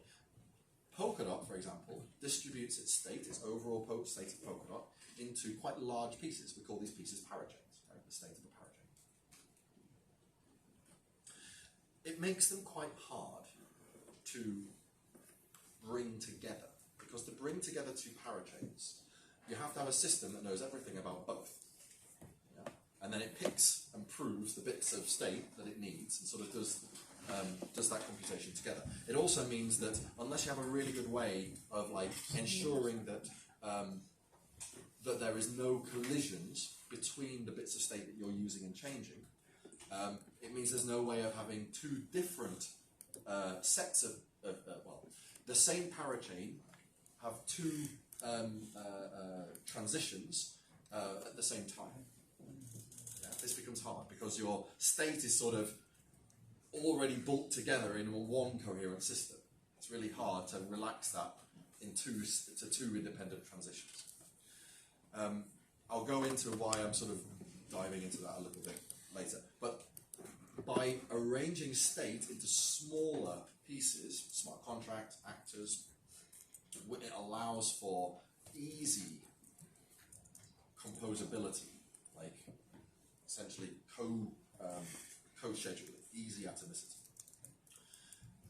We also regularly repartition our state space every 6 seconds, maybe even more frequently than that, but at least every 6 seconds. Yeah. As is needed. It may be if the partition is economically efficient, then we end up not rearranging at all. But it costs us nothing, or it costs us a minimal amount to repartition.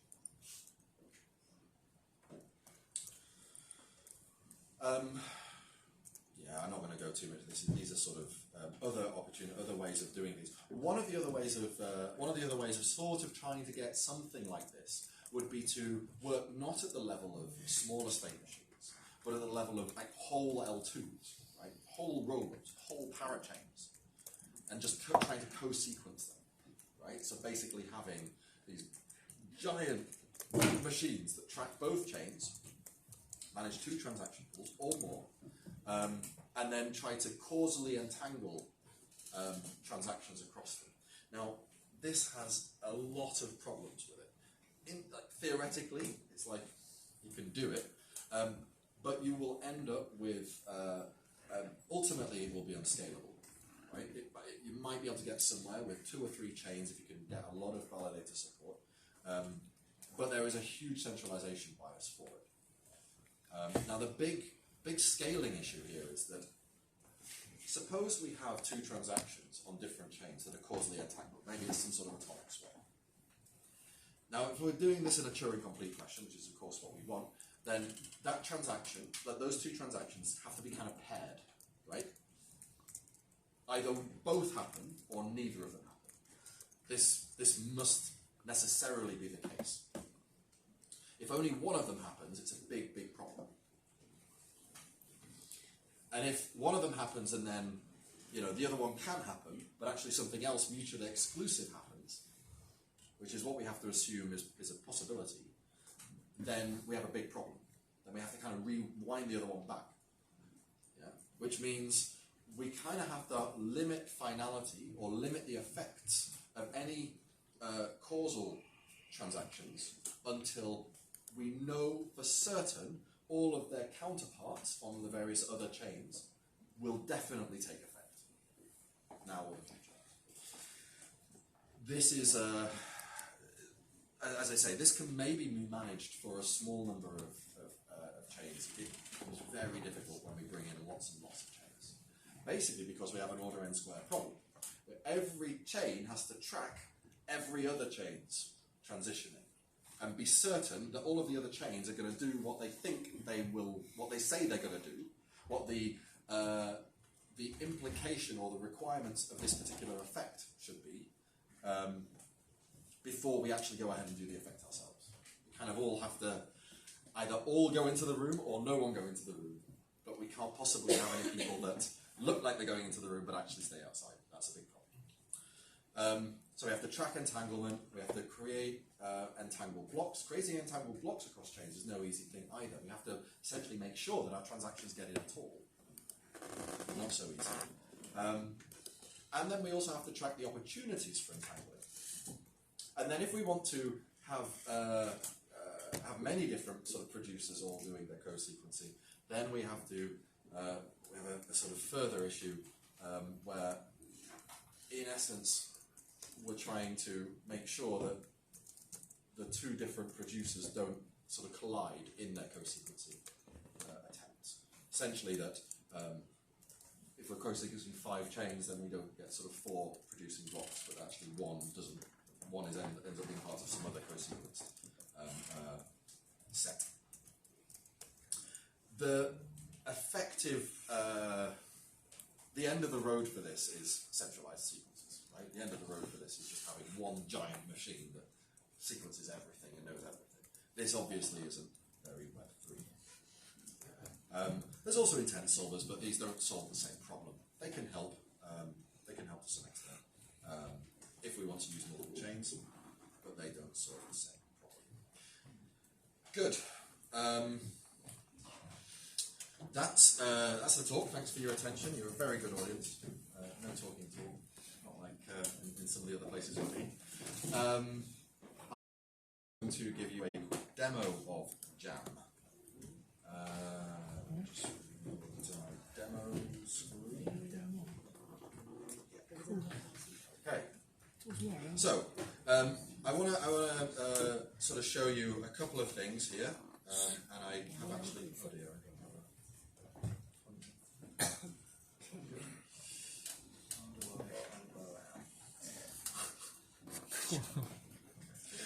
I want to show you a couple of different things. One of them is the demo service. So here is a example service in Jam. I hope you can see that.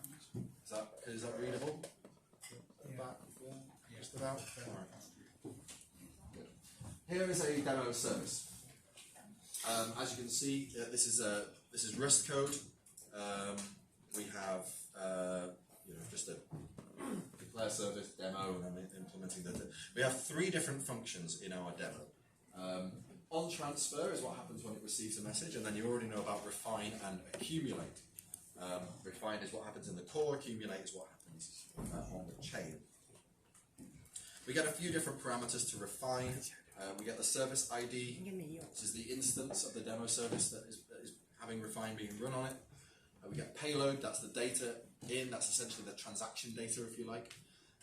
And then we get information about the sort of context that this thing is running in. We're not going to use that, so I'm not going to go too deeply into it. And we can give some work output, some data out of this. So we this is like you can think of this as like a main pre-processing stage for accumulate. First thing that we're going to do is we're going to fetch the output that we got from the authorizing agent, that piece of code that ran, that authorized us to actually run on Jam at all. We're going to print a message, as you can see there. This is the refine in the demo. This is refine in the demo service. Gives us the ID with payload length, and it gives us the payload length. There's actually a length in there. And then we have we're going to make a message by formatting this like message string and export it into our distributed availability store.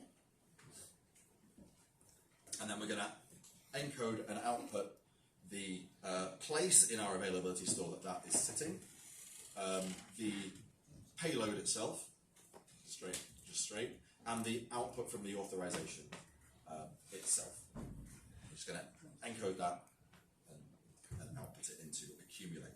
We look at accumulate. What's it doing? Well, it's printing a debug message, and then it's going through all the refines that it's getting, which is actually probably just going to be one of them, and then it is decoding the refine output. So it's extracting this ID, payload, and auth output, and it's just sticking them in the state of the service. Yeah, this highly coherent state. For the ID, you are formatting it as a string rather than putting it sort of directly as a number. I'm not going to go into on transfer quite yet. I compiled this earlier by running Jam EVM build. I'm not going to do it now. It takes a few seconds, and I want to get on with the demo. Okay, so we have a REPL here. REPL is it's like a command line interface for using Jam.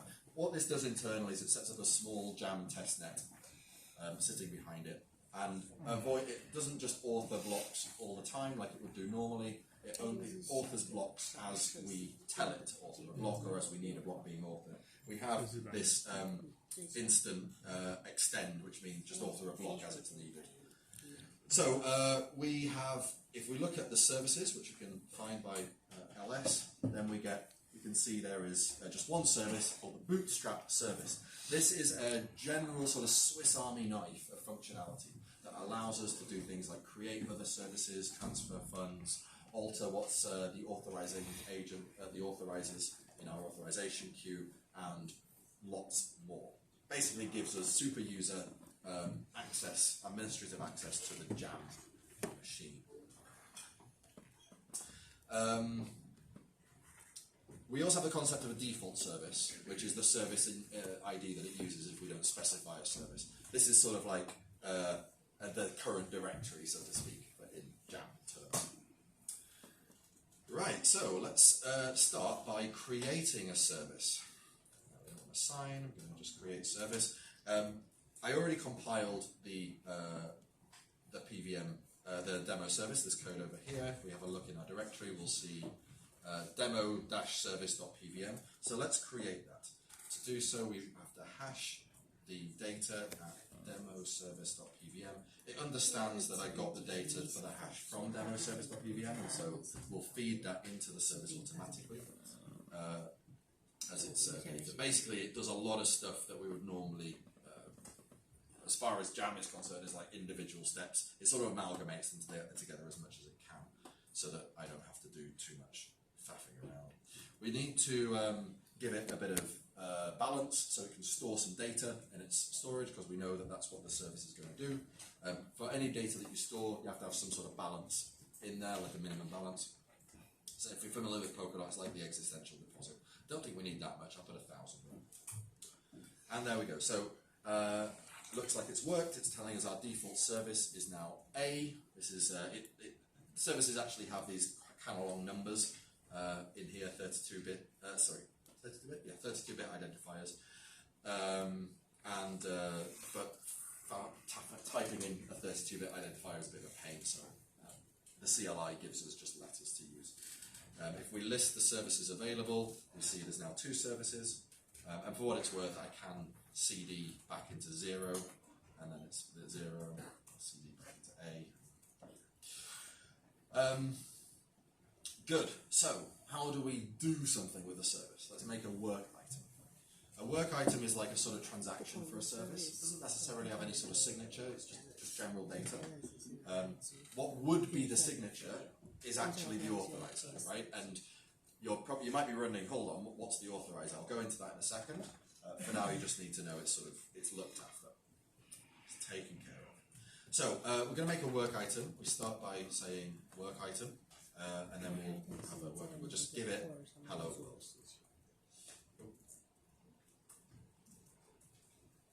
Hello world. Let's do better than that.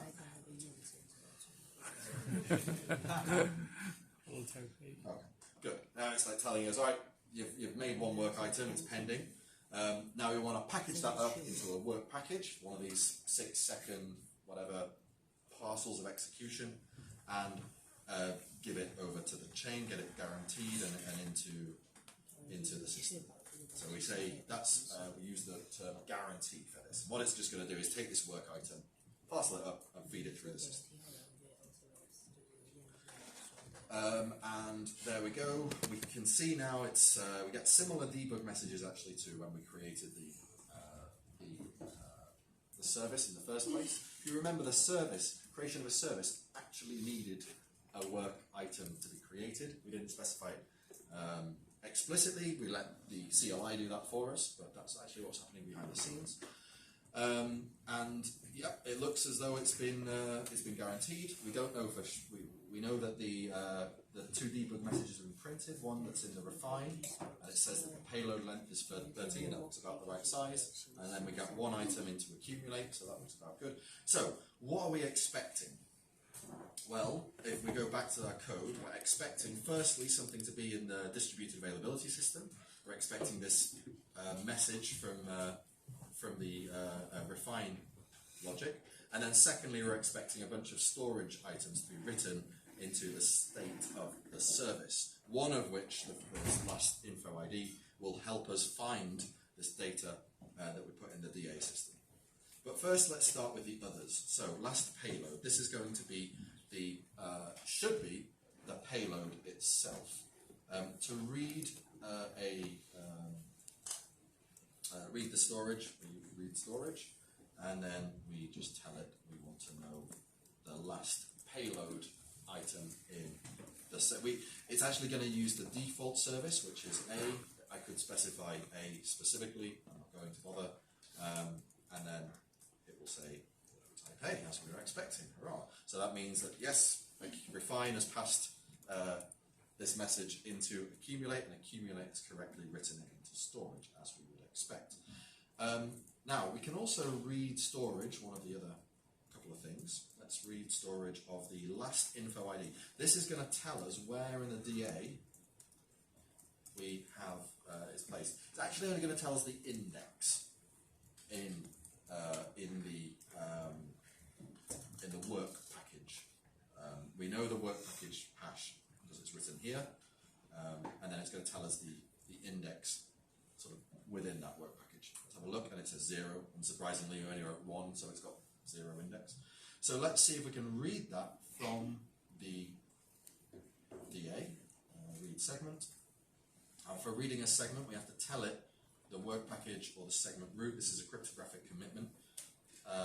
In our case, we only need to specify the first byte, and it knows what the work packages that have been authored are, so it's going to fill in the rest for us. And then we need this 0. We want the first item. Look at that, and then yes, it's telling us that there's actually one segment in this whole thing. That's its segment tree root. So that's the cryptographic commitment for this, and this is the message sort of in the segment. It says payload is type A, as we expect. The authorization output is authorization equals nothing, as we will expect when we see what the authorizer is. And then we're also telling us we've got 4,054 zeros on the end because this is a 4K segment, and we have to fill it with something. So in this case, it's all zeros. Authorization is the empty string. Why? Authorization output is authorization equals the empty string. Where is that coming from? Let's have a look at our authorizer. So this is what an authorizer looks like. It's similar to a service, but it only has one function. Function is authorized. This is the single entry point of an authorizer. It gets given the parameter. If you remember, I said authorization codes can be parameterized. Authorizing agents can be parameterized. And then it's also giving us the work package, which is the bunch, the whole thing, right? All of the work, all the description of the work that needs to be done. It's telling us the core index as well. So it's going to print an information statement, and if you remember, we did get this information statement, null authorizer, lots of information there. It's going to check to make sure that the authorization data is the same as the parameterization data. What does this mean? Well, it means we've parameterized this code with param. That's fixed at the point that we are specifying what is allowed to run on the core. That's fixed by the agent that purchased time on the jam machine, right? That's the one side of the coin. The authorization, the package authorization, that is not fixed by that agent. That is fixed by whoever built the package. What does this mean? Well, it means you can do things like check for a signature. You might, for example, place the public key as the parameterization. You may even do it as your own public key. And then at some later stage, in the authorization, when you're ready to actually build the work package, then you put a signature, you sign the contents of the work package. And then the authorizing code will just check that the signature, well, the public key coming from the signature that we verified the signature is having, is the same public key that the code was originally parameterized with. Yeah? That would be one way that you use this, but there are lots of other ways. You could, for example, have a ZK commitment. and you could say, right, there must be a zero-knowledge proof in the authorization data that proves that it was one of these validators, or that some particular piece of computation was done correctly inside of the work, and it's actually that we're checking in the authorizing code. There are all sorts of things that you could do, but basically you get free reign over passing data in as the purchaser of the gas and proving yourself as the author or builder of the work package. In this case, we're just checking that the builder of the work package has put the right token in. We're just matching the token up to whatever the person who purchased the gas for the work package is placed. And then we are making a message, authorization equals something, and then we're passing it equals the package authorization. Right? That's we're just passing that out. So that's actually where we get the authorization equals empty string from. Why is it the empty string? Well, it just turns out that the default authorization doesn't have a parameter. It's just empty. Yeah? But what we can do is we can have a play around with this and make a new authorization with like a special password. So in this case, we're going to push an this is a CLI thing. We're going to push an authorization into our list of known authorizations. CLI is the thing that's actually building these work packages. It needs to know what authorization to put in the work package. We're going to push a new one in so it can choose this if it thinks it's necessary. We're going to start with just saying, well, we want to use the null authorization code still. That's this code here. But we're going to pass in some sort of token, like a parameterization.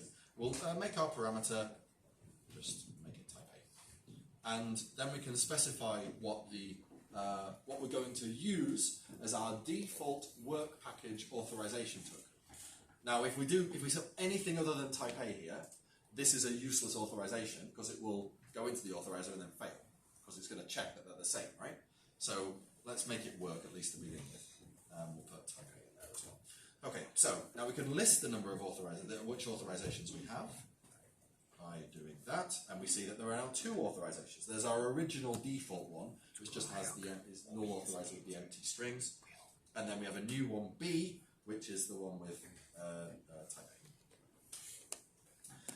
Now, we will. Now, what we need to do.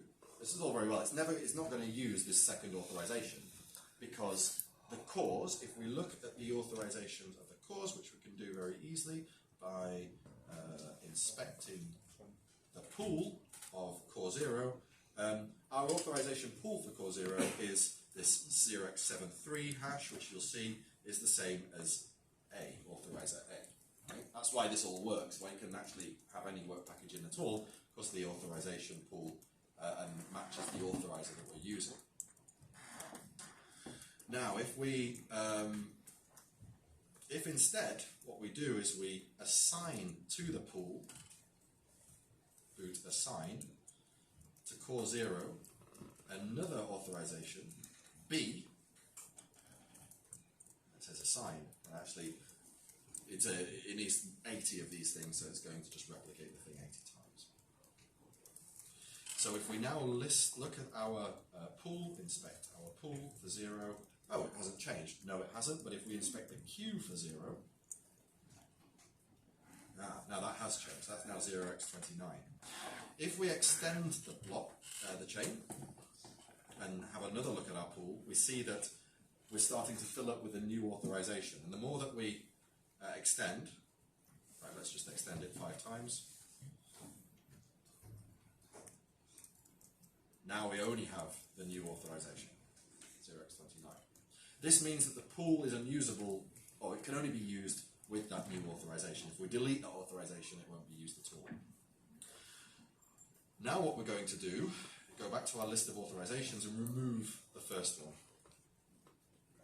RA, do it properly. Remove auth A. And we only have now one, and it's this new one, 0x29. That's fine, because it's our pool is now full of these things, so we have lots of tickets for our authorization to use. Good. So let's do the same thing. Let's make a work item. Work item. Say hello again. And guarantee that. We actually have some shortcuts. G is shortcut for guarantee. I will guarantee it. Now, hopefully, this will do something. And there we go, it is. So it's coming to the null authorizer, as we want. And it's showing us that the parameter has been now parameterized with the password type A. And, but it's okay. Our token, our authorization token is also type A, they're equal. So it's going to go through okay. And then we have, we go into the refine and we have a new payload and blah, blah, blah. So let's have a quick look, make sure that it has actually changed our storage. Last payload, and indeed it has. That's nice. And it should also have changed. Now if we look at the last auth ID, is that auth ID? No. Last auth, what was it? Auth param? Last auth something. Last info, wasn't it? Look at the last info ID. Yeah, and it's 0. So that means then if we look at the segment root of this work package, so we read segment 0xff 0, then indeed we now have our new authorization output, auth type A, different to the empty string that we had before. Finally, I think we can read the storage of last auth output, and we should get to it. Good. And for what it's worth, if we change our authorization, let's go up and redo push auth, we're going to make this the wrong city. Maybe we get confused when we say it. And then it's yes, okay. So let's clear the authorizations, and then add this new auth, and then remove the default auth. Okay, now we have a broken authorization, right? Because our parameter type A is different to our authorization token type 1. This is a bit like if someone tries to use the wrong signature in our example of how to use this approach. Now, if we try to create a work item,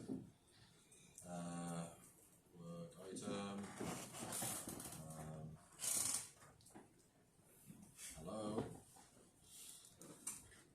It's pending. Okay, fine. Try to guarantee it.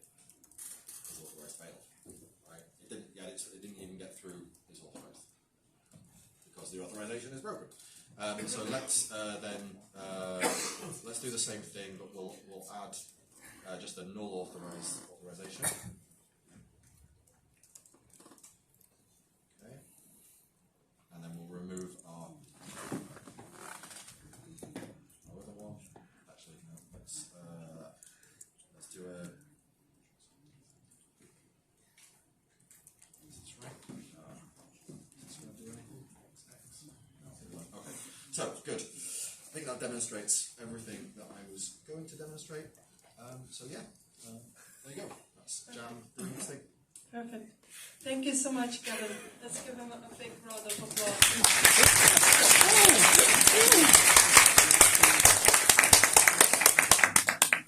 All right.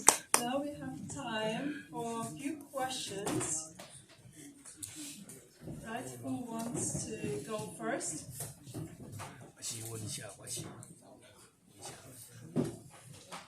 Question?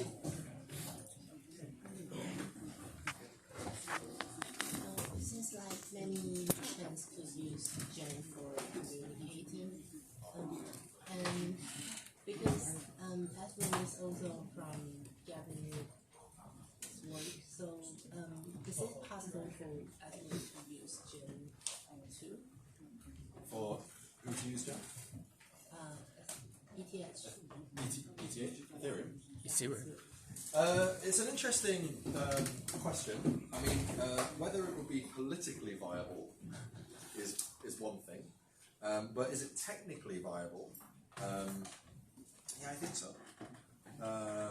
So I mean, there's a few different ways that it could be done. One would just be to run the Ethereum L1 on a Jam core, right, and just secure it that way. Another one would be to create a core play service, like create the core play service and have it just use, like, recompile dynamically EVM programs into PVM and run that. Another way of doing it would be just to make a service, like an EVM service, like a sort of EVM specific version of core play. So I think there's a few ways that you could tackle this, but yes, PVM is fast enough that you could reasonably recompile EVM and basically make a highly performant Ethereum on Jam.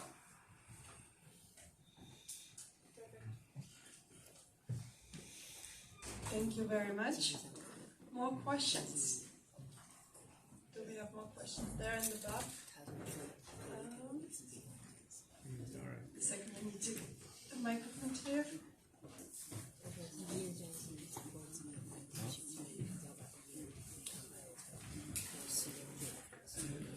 Jam is from Solidity program and Rust program. And if I have some application, I have two groups. One group is Solidity, one group is Rust. They can each together one application. Yes, so it's Jam is agnostic to the specific language that's used for any software deployed on it. This comes as a result of using a very general purpose instruction set architecture like PVM. So all software on Jam is expressed in terms of PVM. And PVM is just a regular architecture, a regular machine architecture. So although I gave you the demo in Rust, there's nothing specific to Jam about Rust. It's all specified totally abstractly. It's just that, you know, my software development environment happens to be Rust. In principle, you can still take C, C++, even Solidity code, and retarget it to PVM.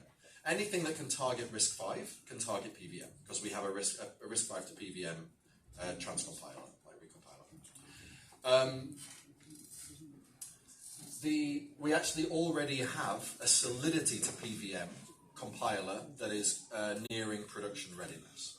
And we've done a lot of fuzz testing, a lot of testing to make sure that all contracts that